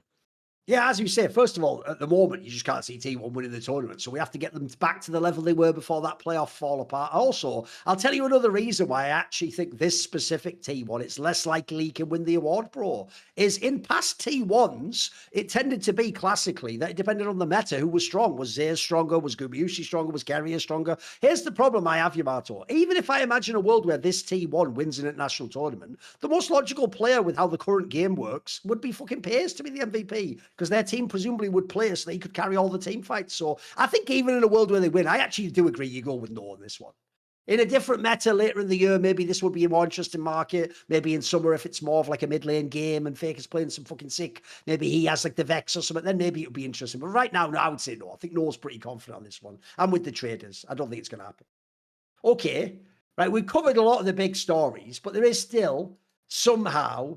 Oh, by the way, just as a quick aside, just for humor's purpose alone, there was a thing actually that Romain said that made me laugh. He told a story about how when they got onto their plane, G2, GenG was already on the plane and they were like in business class, and G2 players had to like walk past them. You know that walk of shame when they like the rich guys there and you're like the scumbag walking to the back of the bus, and you go back and then G2 players are just in economy plus. And I actually just thought, Remain, that's just too on the nose, mate. That's a metaphor for your teams in worldwide League of Legends. Like, yes, GenG's up there in business class, living large. Things can only get so bad. You're back in economy, but not economy only, economy plus. You got that nice little slightly upgraded chair. Not bad. You got a little bit of extra. You're still fucking in economy though. You're still in the cattle car at the back. You're not lounging like Chovy, like, would I choke? Oh, who cares? I'm gonna have a nap now.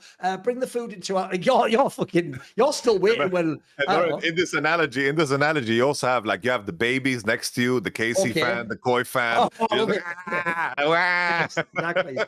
Yeah, and then they're like, "Can you shut them up?" And like the hostess woman's just like, "I'll ask them politely, but I can't really do anything about it. Sorry." So they're like, "Oh well, whatever, okay."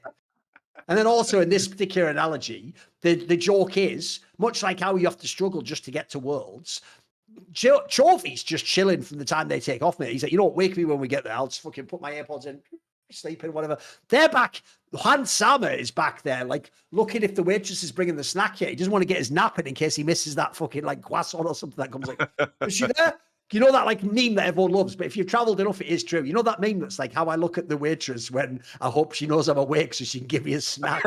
Yeah. If you've ever traveled loads, it's real. You start strategizing like that, don't you? Because you don't want to get missed with that food run. I've told a story. I won't do the whole thing again now. Way back in the day, like one of my earliest flights ever when I went to America.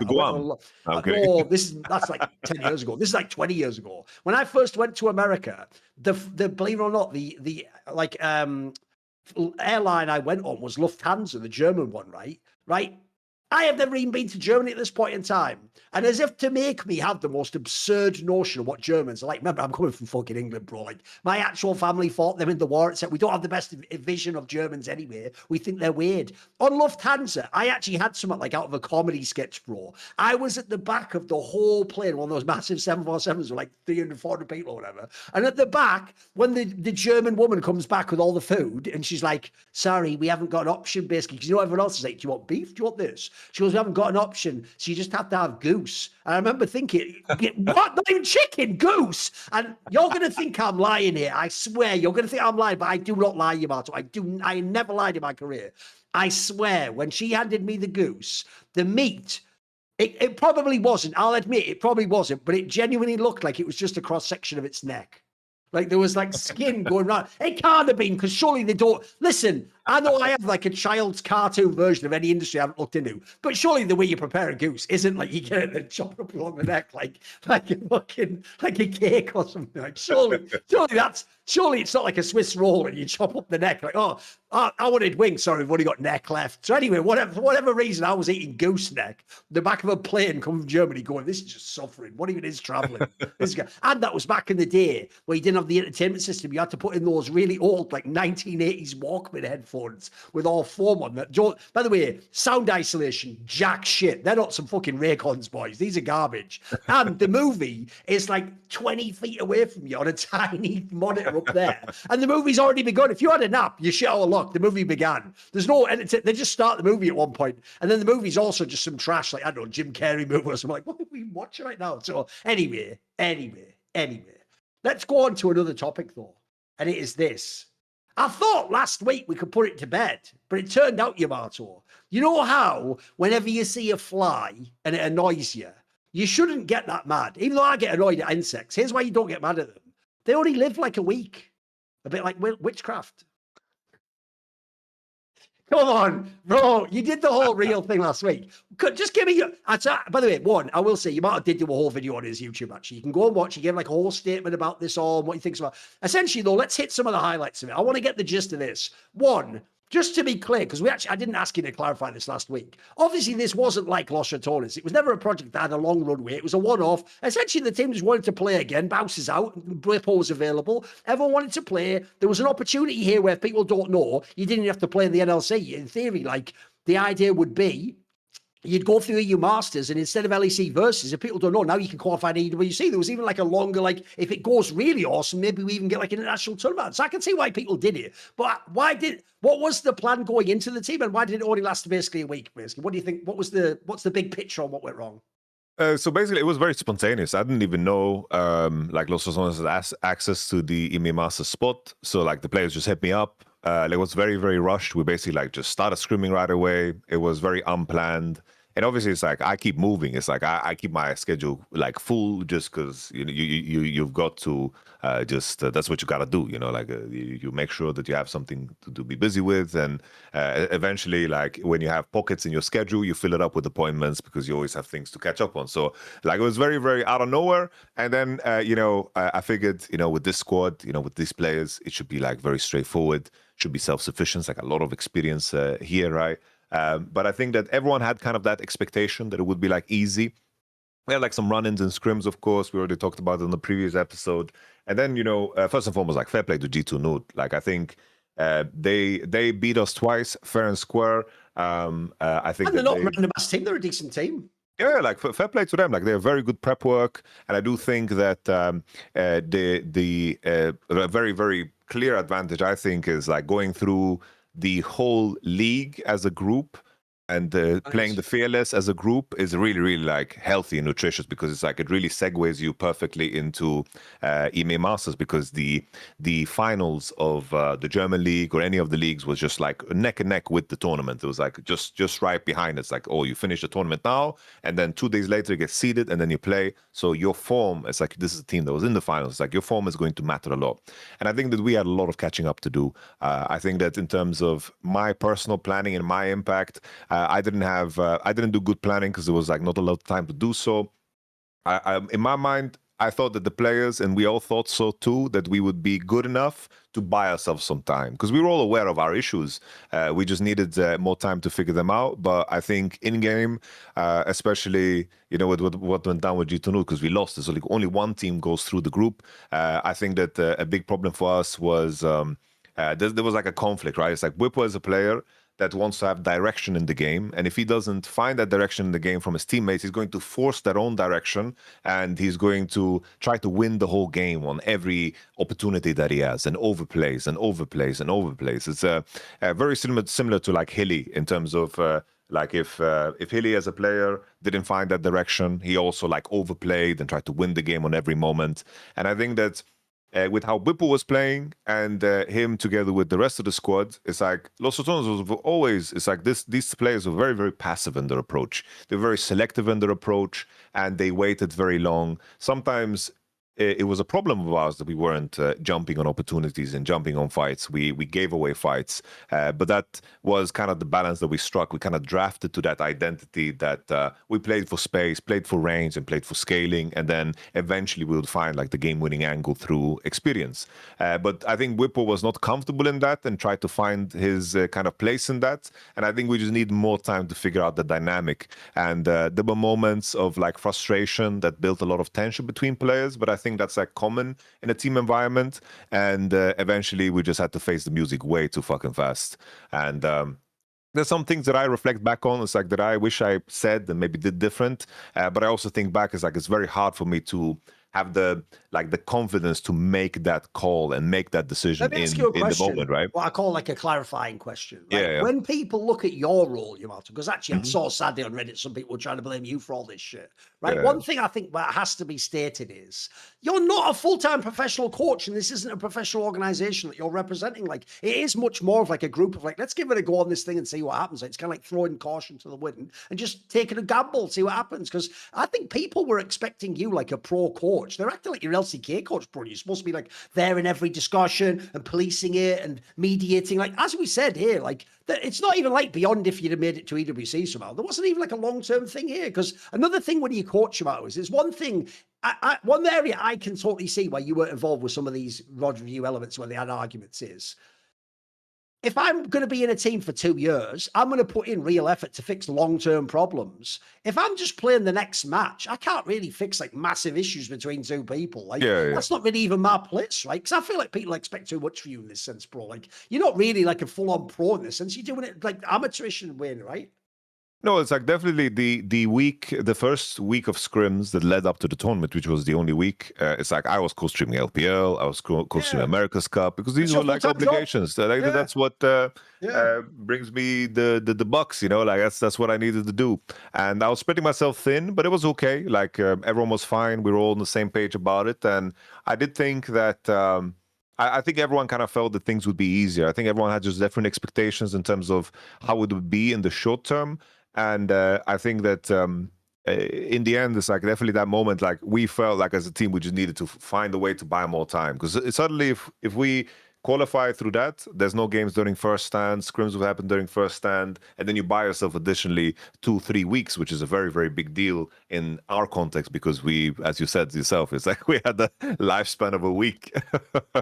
And in the end, I think the individual play, I think in the group dynamic, I think players, I would say like Velia, Crowny, and Whippo, their dynamic, like they gave themselves reasons as to why they shouldn't perform as good as they can because of things that they disagreed on.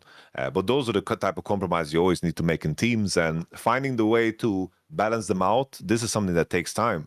Like I always say the same. It's like I become the most effective after I work with players and people for a longer period of time, because I kind of work to find the solutions through people rather than, I don't think it works in most cases where you just say, do this guys, and then go.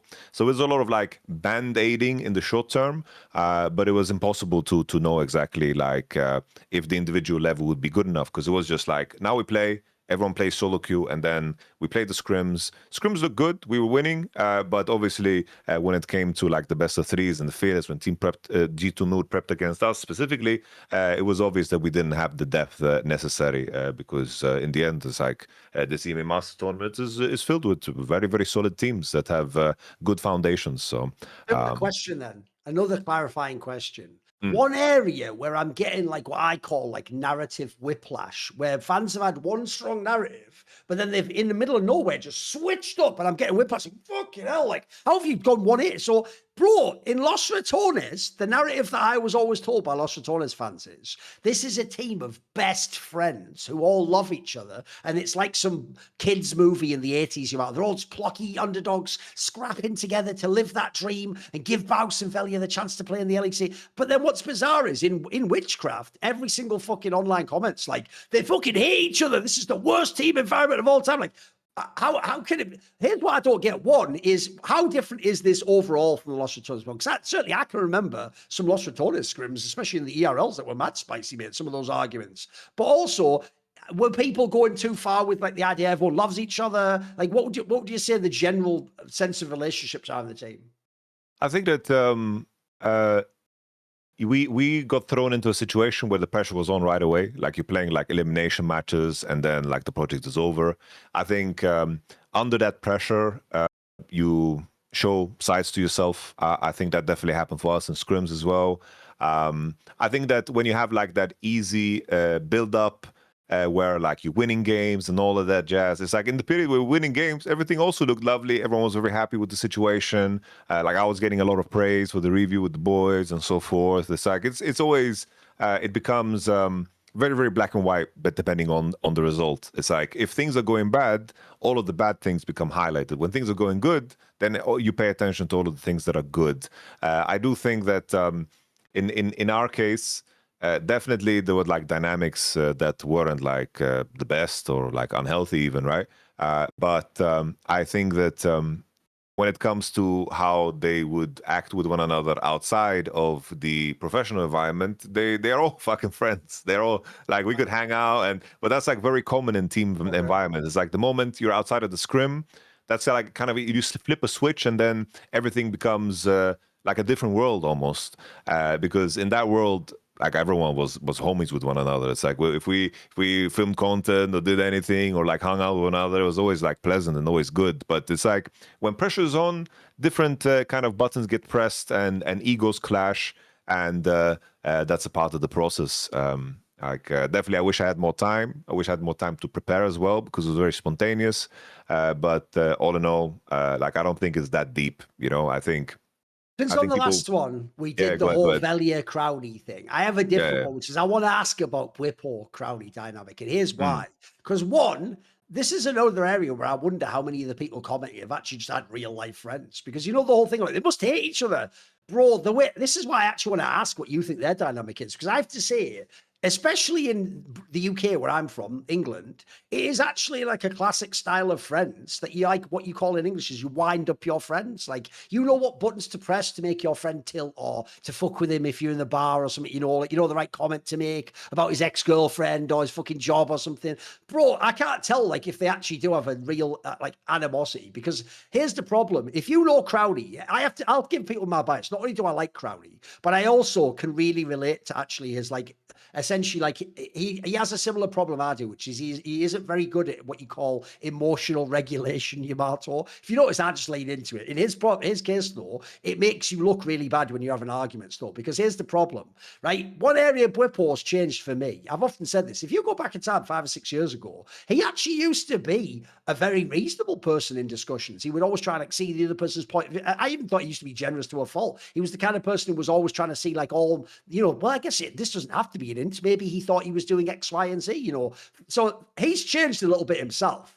But also their dynamic, how they communicate, I don't think you could get a worse combo, bro. Because as far as I can tell, Whippo's style would be like, well, it's your fault because of this. But then if you point it out, yeah, but you did this thing. He would do this thing where, obviously I'm speculating as an outsider, I don't know what he's like, but he would do this thing from the outside where it looked like he would go, yeah, my bad, but in a way where it was almost like, yeah, who gives a fuck almost. But it wasn't like, it's different to be like, sorry, that was my fault.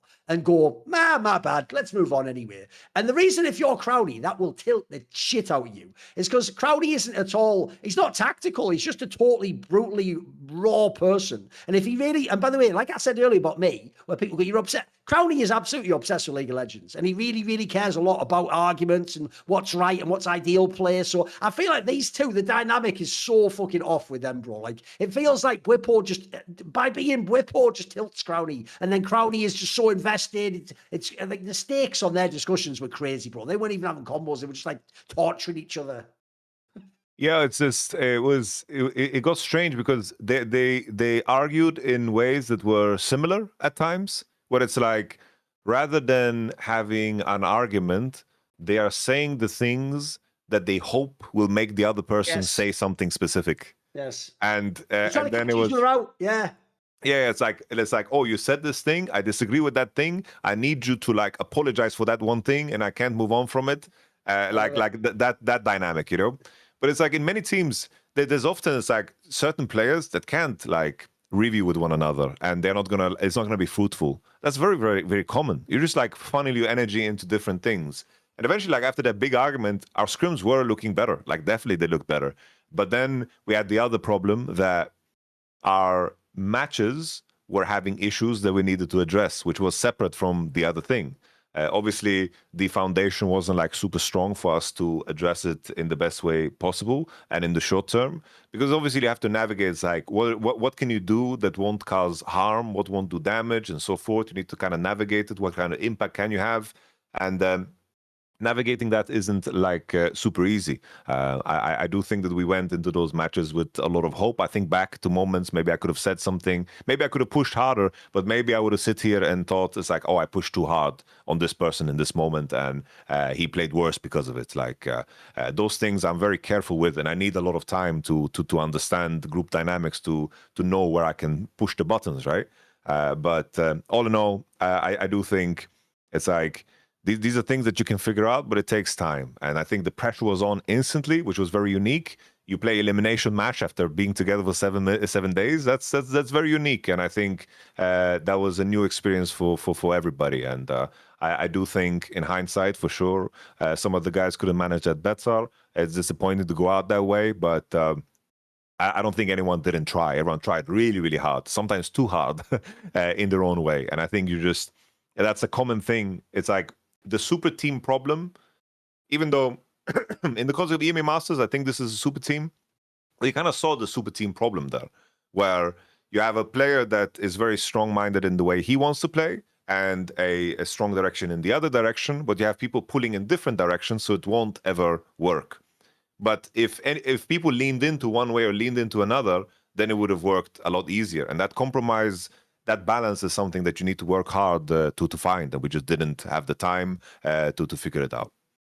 And then also, this is just more minor detail. Since we did that whole NLC drama, I even did it way back when Nymero was here, because obviously, like, he's been involved with leagues at that level. There was an update on that, which is basically, it's announced now that, yeah, like NLC is over for now. Like it can't even operate as a league. And also a little bit of a teaser for the future. I actually saw that Troubling herself said a tweet where she quote tweeted and said, I have seen this and I have a lot to say. You will hear from me very soon, which implies, by the way, maybe she's going to do her own, if you know the reference, Dunzo Manifesto, where she sort of tells all about what went on and what went wrong, etc. If people don't know now, her whole gig is she does like co-stream with Vitality. So she kind of got a different thing she transitioned to. But obviously, that is not the end of the drama. I think, especially now, if NLC is really going away. And in fact, I'll even add this, Yamato. I'll tell you what's a really bad sign about the idea NLC is just completely going away. If you're the people that never got paid, I think it's implied you will never be paid. Like, it's over. Like, they don't have the money. And if you know how esports works, I'm sorry, businessmen in esports aren't so legit. They'll just be like, I'll pay you out of my pocket and then fuck off. They just fuck off, mate. If they don't have the money, they don't pay you, I'm afraid. So there's not much to update there. But do you have any comment on that? Obviously, NLC's gone now, potentially. I don't know. I just I hope the legal system finds a way to get a win for the people. Yes. Like there's a lot of people that aren't whole, and I'm hoping that all the moving bodies and all the people involved, they are like, and the people responsible are within the EU. I hope the EU, the EU system gets us a win here. Let's get a win here. Yes. Let's hold some people accountable. I hope that's possible. Now, by the way, if you didn't know, if you want to, you can listen, including with your Raycons, to some of the Insight and all of the LFN shows on Spotify. And if you don't know, on Spotify, a lot of people aren't aware of this. It's not just audio. They have the video version of some of the Insight there. So it's also where you can do it. Also, if you're ever on a podcast platform like that, that has the option to give a review of the show and to give like a star rating, please do it. It actually counts more for the things that sponsor-related metrics than you might believe. That's actually, like, even though it's not you paying us any money, it's still free. It just actually does help us out. So check it out there if you want your podcast platforms. And obviously, if you use a podcast platform like that, it automatically goes onto the app, doesn't it? You don't have to find it every day or open your YouTube, etc. Right. Should we do some question answer? Let's jump into it. Yeah, just go straight in. So as I pointed out, and we'll do every week, to ask a question, all you do is subscribe to Last Free Nation Discord, and then there is a channel there where you can submit SI questions. Also, in the future, I'll just tease this, there will be, I'll just say, I'll keep it vague, there will be some other sort of premium-esque options coming in the future. This might be rolled into. But once that comes, Monty will announce it all, and you'll get all the info on that. But we're working on something to make it even more valuable, basically, to be a subscriber and get even more perks than just asking us questions. So for now, we'll stick with the old method until we have transitioned to that. So if I go into that channel now and I go to the question, remember also, I sometimes take questions from past week as well. I don't go too crazy. Here's one right immediately I'm interested in. Big Boy says, what's the longest you've gone without sleep? And what happened? So have you ever had a time you stayed up for like loads of days? Has anything crazy ever happened because you were sleep deprived? Honestly, I have stayed up for way too long, but it's mostly like the type of thing is like you just kind of fall asleep in your chair. Like I've never managed to stay up long enough where what I've heard people describe, they get like hallucinations and all that jazz. I've never been in such a threatening circumstance because I can sleep anywhere. Like on stream, I sleep in my chair perma, so it's like if I need to shut off, I shut off, whether it's on the floor, on the chair, anywhere. So I've never gone so far. I remember like there's this one moment where I was doing this LAN party with my homies going up, and we were just doing this 24-hour LAN thing, and then into the next day we continued, and then we wanted to stay up for the Conor McGregor fight versus Jose Aldo. So we're staying up, and obviously that fight is at 6 a.m. We're staying up. And then it's like, we all have the stream on. And then I hear as Joe Rogan is screaming about the knockout. And then it's like, I wake up and then I see that all of us just fucking fell asleep in our chairs like fucking zombies. So we all just missed the KO. And that's, I guess, the only like sleep deprived story I have. I just missed the fight that I was waiting for a very long time. I will just say, sadly, I don't have a great one for this. I'm a bit like you. I put it this way, I'm always really shocked by all those streamers who are like, I'm going to do a 24-hour stream. Like, I wouldn't even attempt that, Yamato. I'm the same as you. Like, once it gets past a certain amount of hours, I don't have a choice. My brain does what you're talking. It just shuts off. It just makes me go for like, and then I do the nod off and go. And I've actually had the same experience. Obviously, I'm from the really old school of Counter-Strike. I've been to a million LAN parties where I've thought the same thing. Like, let's get a bunch of energy drinks and stay up all night. Lol, we're going to be playing on that. If you do that, by the way, best case scenario, when you're heading home in the car, you just nod off constantly like that a million times over, which, by the way, is one of the worst feelings in the world. It's why if you're on planes and you travel a lot, you're not a noob. You eventually get like a really nice neck pillow that keeps your neck straight and stuff. Because, mate, that feeling when you've done that nod off 7,000 times, it strains the fuck out of your neck, doesn't it? It feels really bad. Like, you need a bloody chiropractor to come in and walk on your neck or something after that. So I've never done it. I will say one experience I have had that's similar, though. I've never had anything crazy like you're talking about. Like, if people don't know, by the way, in the same way as all different, like, weird indigenous tribes around the world tend to use, like, psychedelics and drugs in their environment for witchcraft and fucking summonings and just reading the future and healing medicines, it's also a famous thing that people use sleep deprivation. Because what happens is when you're sleep deprived for a long time, it does affect the way your brain works. And I can give you a comparable horrible example, which is I used to basically live in a really small area in the northeast of England, and I used to go and take flights where, because I was always connecting to Schiphol as my hub airport, and then I was going everywhere in the world, it meant I always, even if I went, like the joke used to be, Yamato, even if I went to Germany or Sweden, it'd still take me a whole day, in the same way as going to America would take a day, because I'd have to have all the hours to get to the airport in the UK. Then, because I'm going to Schiphol, I'd have to like go early, so I'd have to get like the 6 a.m. flight, which reasonably means you get out of your bed at 2 in the morning, then you get to the airport at 4 in the morning, then the flight's at 6, then I connect to Schiphol, then I go to the next. So even if I was going to Germany, the first day I'm always tired. So because I've been on a million flights that were like, I'm awake at like, the flight starts at 6 a.m. and I've been up since like 3. And by the way, I'm not the guy who goes to bed at 9 p.m. I would have gone to bed at like fucking 12 then and got like 2 hours sleep. I have had a million times where I have had the feeling of being sleep deprived. And one thing I did notice is, because famously, if you sit on a train or a plane and you're just sitting like stationary, not moving, and it's warm enough, that already induces feeling really tired. You'll already nod off a bit, right? And what I did find was, if I was really sleep deprived, I would sometimes get situations where like my body went to sleep. My brain hadn't totally 100% shut off. It went like to the liminal state between. And what I would describe it as is, it was like my brain started dreaming while I was like mildly not 100% asleep in my body though. And I've had situations before where when someone either like pushed past you in the aisle to like get some out of an overhead bin, or the woman comes by with that truck, and mate, you know what those like veteran fucking air hostesses are like. Bro, they're not going, can you move your foot in? They just fucking go, homie. They're like just going down that aisle. Like, you just better get the fuck off the tracks. The train's coming. So you know what it's like if you're like us with longer limbs. If that knee's out in the air, you're just getting banged by that fucking trolley on the way back. When I would get woken up like that, I have had it before where like my brain instantly came back to being fully conscious, but it still had like the remnants of like the dream I was in, like the little daydream. I've had that happen before where it's like the line between the daydream and the imagination and the reality like blend. And for a second, you can have like an overlap of both at the same time. So I have had some weird, even so, I think he wanted us to be like, we'd be like you say, I've been up for 3 days and I saw a fucking alien. Listen, I wish that, but I haven't had anything as spicy as that. Sorry. Just haven't had anything that good. Right. Here is a good question, but I'm going to take an executive decision. We're not going crazy on this, because they've done that thing where they just go, do an entire thesis of like a fucking PhD. Fuck you. We'll answer some of it. We're not doing like a 40-minute. So the question Daniel asks is, who is the most underrated / underappreciated player in each region? Now, already, I'm not doing all the regions, but here's also why we're not going too crazy. We're going to be selective, Yamato. He then says, a name that comes to mind is QV for LCK. You also mean of all time?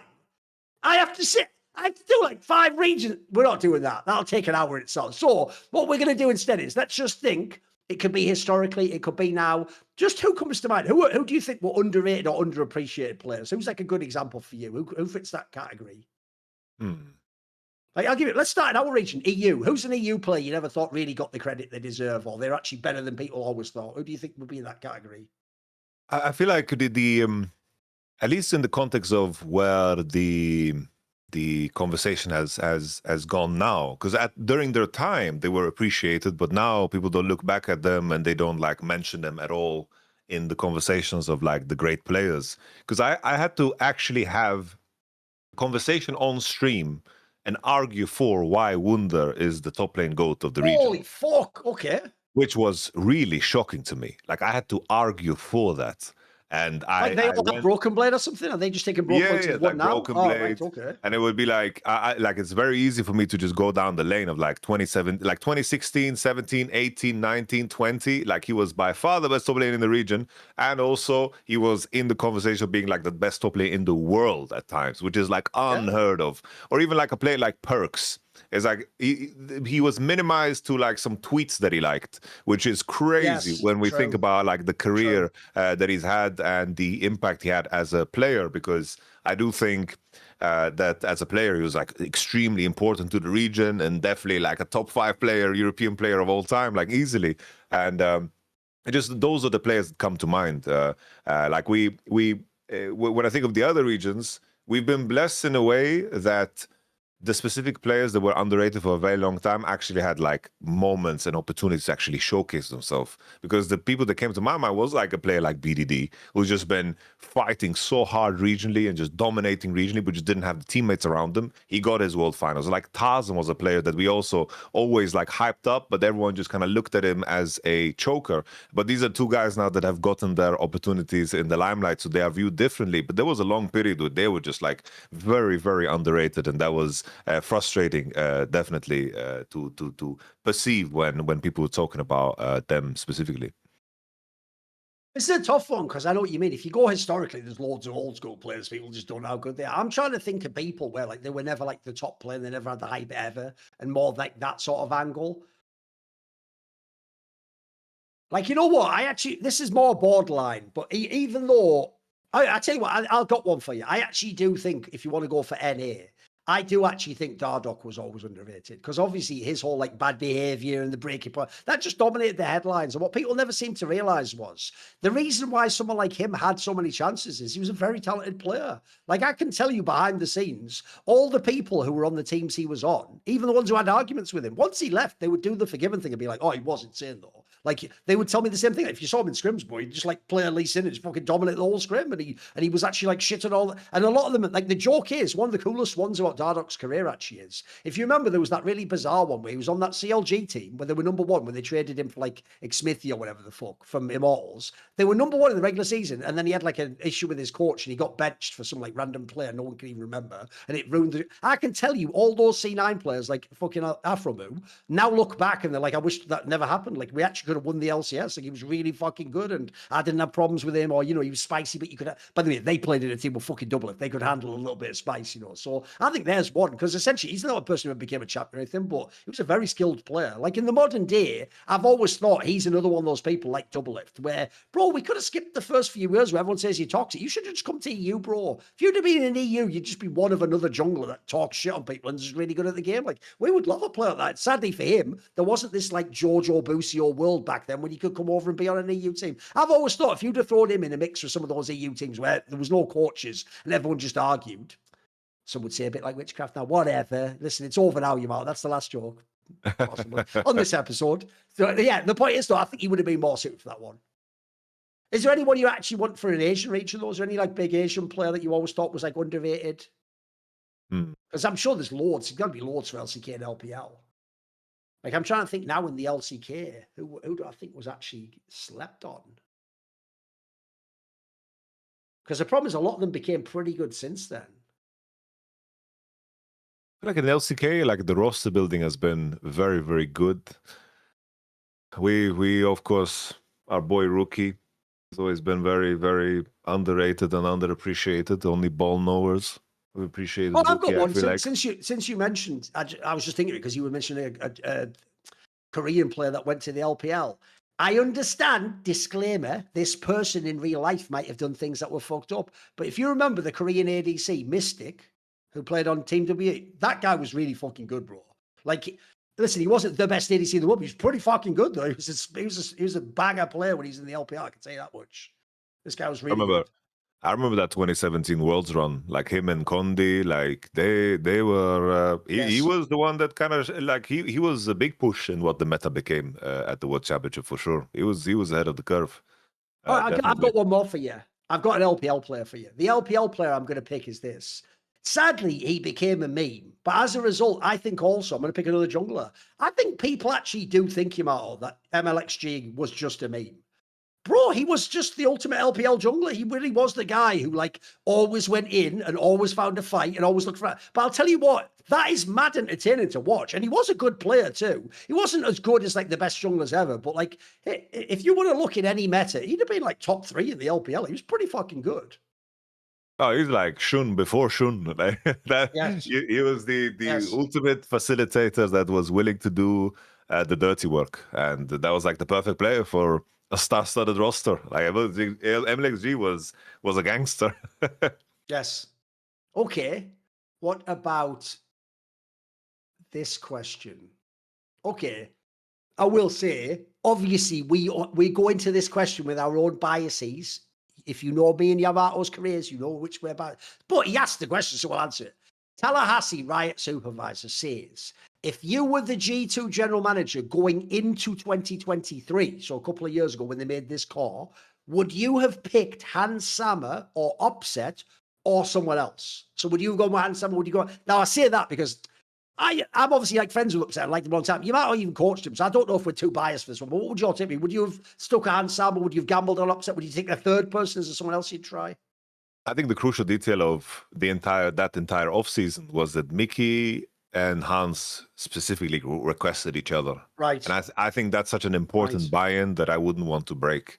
I think if you bring in a player like Mickey, you got to make sure that he's happy, and I think that his happiness comes from the best place. Obviously, now with SK, maybe this is not aged super well, but I do think in the context of like Hans Sammer and Mickey, I do think that that duo, especially because they work together at Misfits. Hans Sammer was also at a point in time where his value wasn't like super high, of course, due to his Team Liquid year. But at the same time, everyone kind of knew that he would just come back into being good. And Hans Sammer specifically had that Rogue Worlds run where he was actually like popping off, like he was playing super, super well.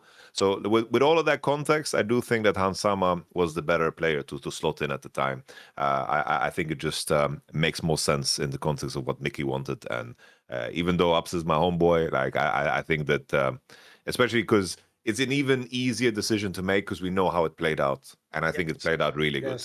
Yeah. Yeah, that's the problem. I was going to do the same. I'm going to cheat, which is I already know what happens. So I'm going to use that to inform what I do. So first of all, I'm not the biggest Hans Sammer fan. And I think actually he didn't actually accomplish what he could have done internationally. I think he is one of the people. I don't think he's ever had like nightmare world, but he's had worlds that were underwhelming for me. You know, a bunch that he never lived up to what he did domestically. I also wouldn't pick Upset. Like, look, he's had his problems. He has yet, unfortunately, to develop the full potential in like big playoff games and internationally that I want him to. So I'll tell you what, I've got an edgy answer, but I'm going to do what you did. It's only because I know what happened since, so I can cheat. And even though, by the way, nobody, this is going to be a mad one. Nobody would actually pick this at the time of 2023, going into 2023. But knowing what I know now, the edgy third pick actually is Kazi. And here's why.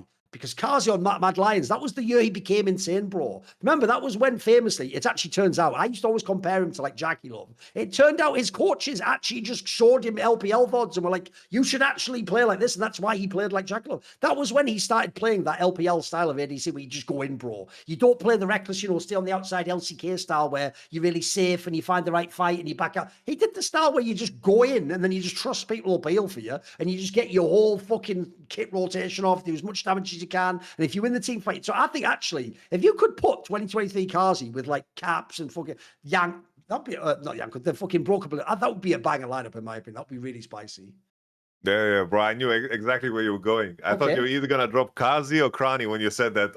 When you dropped that, I know everything. By the way, the Krani one's a banger too. People forget.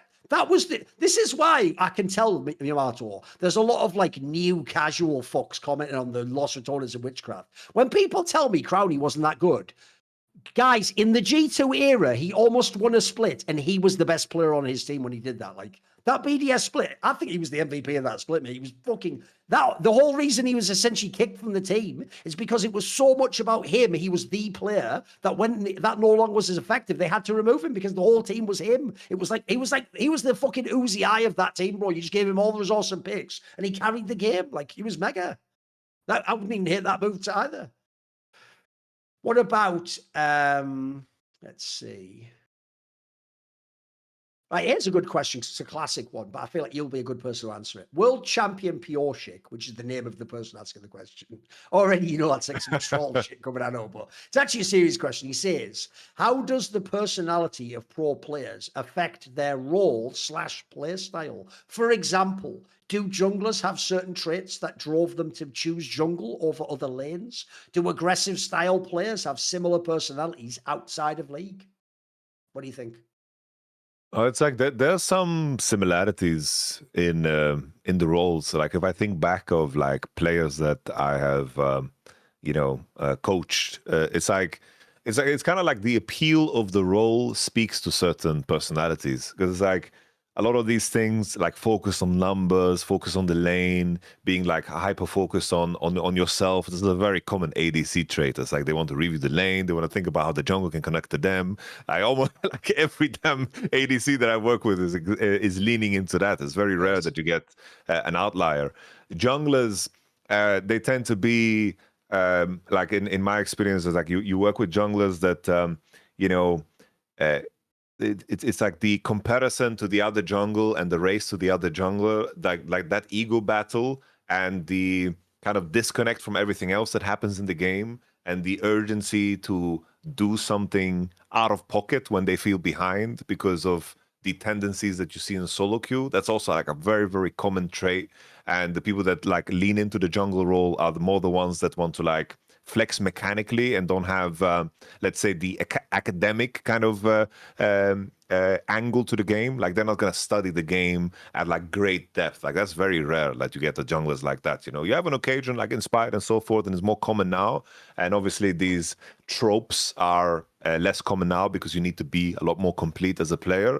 But that was like a very, very common thing. It's like, yo, did you read the patch notes? Like, no, I didn't read the patch notes. Who cares? I think the champion is good. It's like, why? It's champion good. It's like, I feel like it. It's like, that's a very common conversation I've had with junglers. And then while mid laners are usually the ones that are very, very analytical to the game. It's like they study the game. They're aware of like all the details and they stay ahead of the curve in terms of information. That's a very common like trait I see in mid laners because the mid lane role is so all encompassing. But in terms of like overarching traits, in terms of like the leadership, I do think that's something that comes forth mostly in top laners and supports. It's like top laners to have like that head on your mind where you can see beyond what is happening to you. Like you can only find success if you have the personality to be like, oh, I'm getting fucked in this game, but that's just how the game needs to be played right now. And I need to be okay with that and still be effective. That requires like a very steady head on your shoulders. So usually it's like the top lanes I work with are usually the ones that are very like cool, mellowed out and chill. You know, these are just like some commonalities, but obviously you have outliers. It's like, did I describe Whippo? No, he's the type of player that wants to be action. So I'm just giving some examples of you know, situations that appear, I think, in the rules. So I do think that actually people's personality does inform the role they pick, and especially the playstyle. It's funny because you would think, because it's just a video game, and this is even a professional, like sporting type video game, you'd think people are making these decisions very consciously, you know, and sitting down. But actually, it is usually very simple. The correlation is pretty strong. So I'll give you an example. If you take mid lane, for example, bro, if I told you a mid laner who's a pro is either a farmer who's just really insane at getting CS but does nothing but sit mid lane, or he's the guy who roams all the time and is like on a gank squad with a jungler, you immediately think of personalities and you'd be right. Like if you think of the farming guy, a Froggen, a Chovy a lot, they're kind of boring nerds where their whole shit is like, I'm going to squeeze out 2 extra CS a wave. That's it. All I live for is that fucking CS. They are like that. They're just super nerds who think if they stay on top of everything, that's how they win the game, you know, gradually, like some fucking, they're the guys who take their paycheck and just invest it in the fucking S&P 500 so it does this 5% growth over it. They're not gambling, you know, they just do that. And then, whereas I'll give you an example. If instead you think of the roaming type guy, you immediately think of your boy Jizuke or fucking High. They're super social, extroverted people. Yeah, notice they're all like this, aren't they? They're all like super vocal guys who talk a lot. Then I'll give you another one. We won't do all the roles again, like you say. We'll pick a couple. I'll do jungle as well, right? The 2 most hard archetypes of jungle is the dog jungler. Bro, that literally is what those people are like in real life. That's the jungler where he just does whatever you say. He always says yes. You say, come to my lane. He comes to his lane, drops everything. I mean, you could take an example like a fucking Malrang's a perfect example. He would even drop doing a fucking item build to just buy the ruby crystal and come to your lane and gank, even if it sets him behind in the jungle and he's fucked. Then similarly, those people tend to be followers. Meanwhile, if you go the other way, there's a reason all the fucking gank carry junglers are considered toxic because their whole game from day one in solo queue is telling people no. It's going, no, I'm not coming now.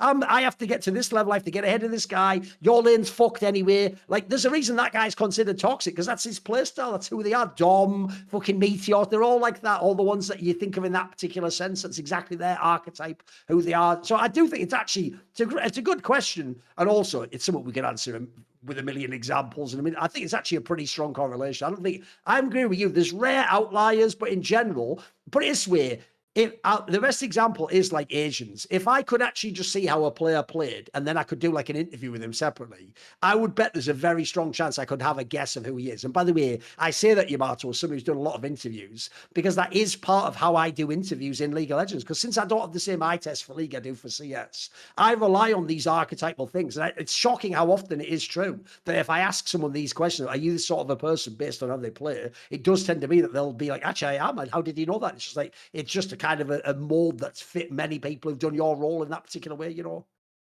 Okay, do one last question. One last question, then we'll go. Let's see, what do we want to do here?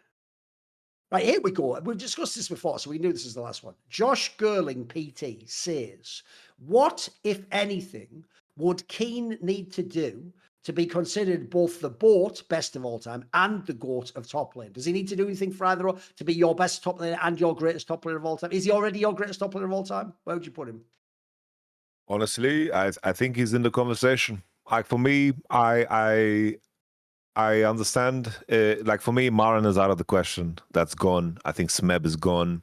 I think Khan, Noguri, I think the time span is just too short. So that's also rough. For me, it's like Zeus, Bin, Keen. These are like the three big ones, with the Shy just having like such a big performance over a player. But I can even think of Zeus and Bin having moments where they are that player too, just in a different context. Like Zeus during the World Championships 2023, that was like an insane performance, how much better he was than everybody else. Keen just needs to keep going. I think it's like, I can begin to shape up the argument right now, but he just needs to keep going. Like, the main counter argument against him is just that when he was like that top 3 top laner in the league, and then he joined KT, it's like you could see that he needed to get used to being like in the big pond. Because on KT, still in those series when he was on the super team, KT super team with aiming and BDD and so forth, and Cuz, in those series against T1 or in the series at the World Championship, you could see that, you know, nerves were just getting to him. And I appreciate a player that was always in the top 3 and always in that conversation. It's like our boy Monte Cristo always loved Keen, right? For the longest time. But these last couple of years, especially it's like the last World Championships, or Keen in terms of his consistency, it is crazy that he has that range. Because the other candidates, they are very specific in the way they play the game and function in very specific situations, because those same players, like Zeus, he got beaten by a Doran in specific kind of circumstances meta-wise. Keen doesn't have that onto him. There's no circumstance that he is going to be bad in. And I think that is such a big argument for a player why he should be considered the GOAT in this last 2-3 years that he's been playing. It's just so damn good. I think if he just keeps going, if he's on this roster for this year and then next year, and he keeps with the same level, I think it goes to the point where it will just be undisputed. And it helps that Zeus and Bin have not been consistent at all. Right, my only problem with Keen is this. I do think he needs a little bit more longevity. Like, if you look at the longevity of people like Smeb, it's pretty impressive with like 500 years at the absolute top.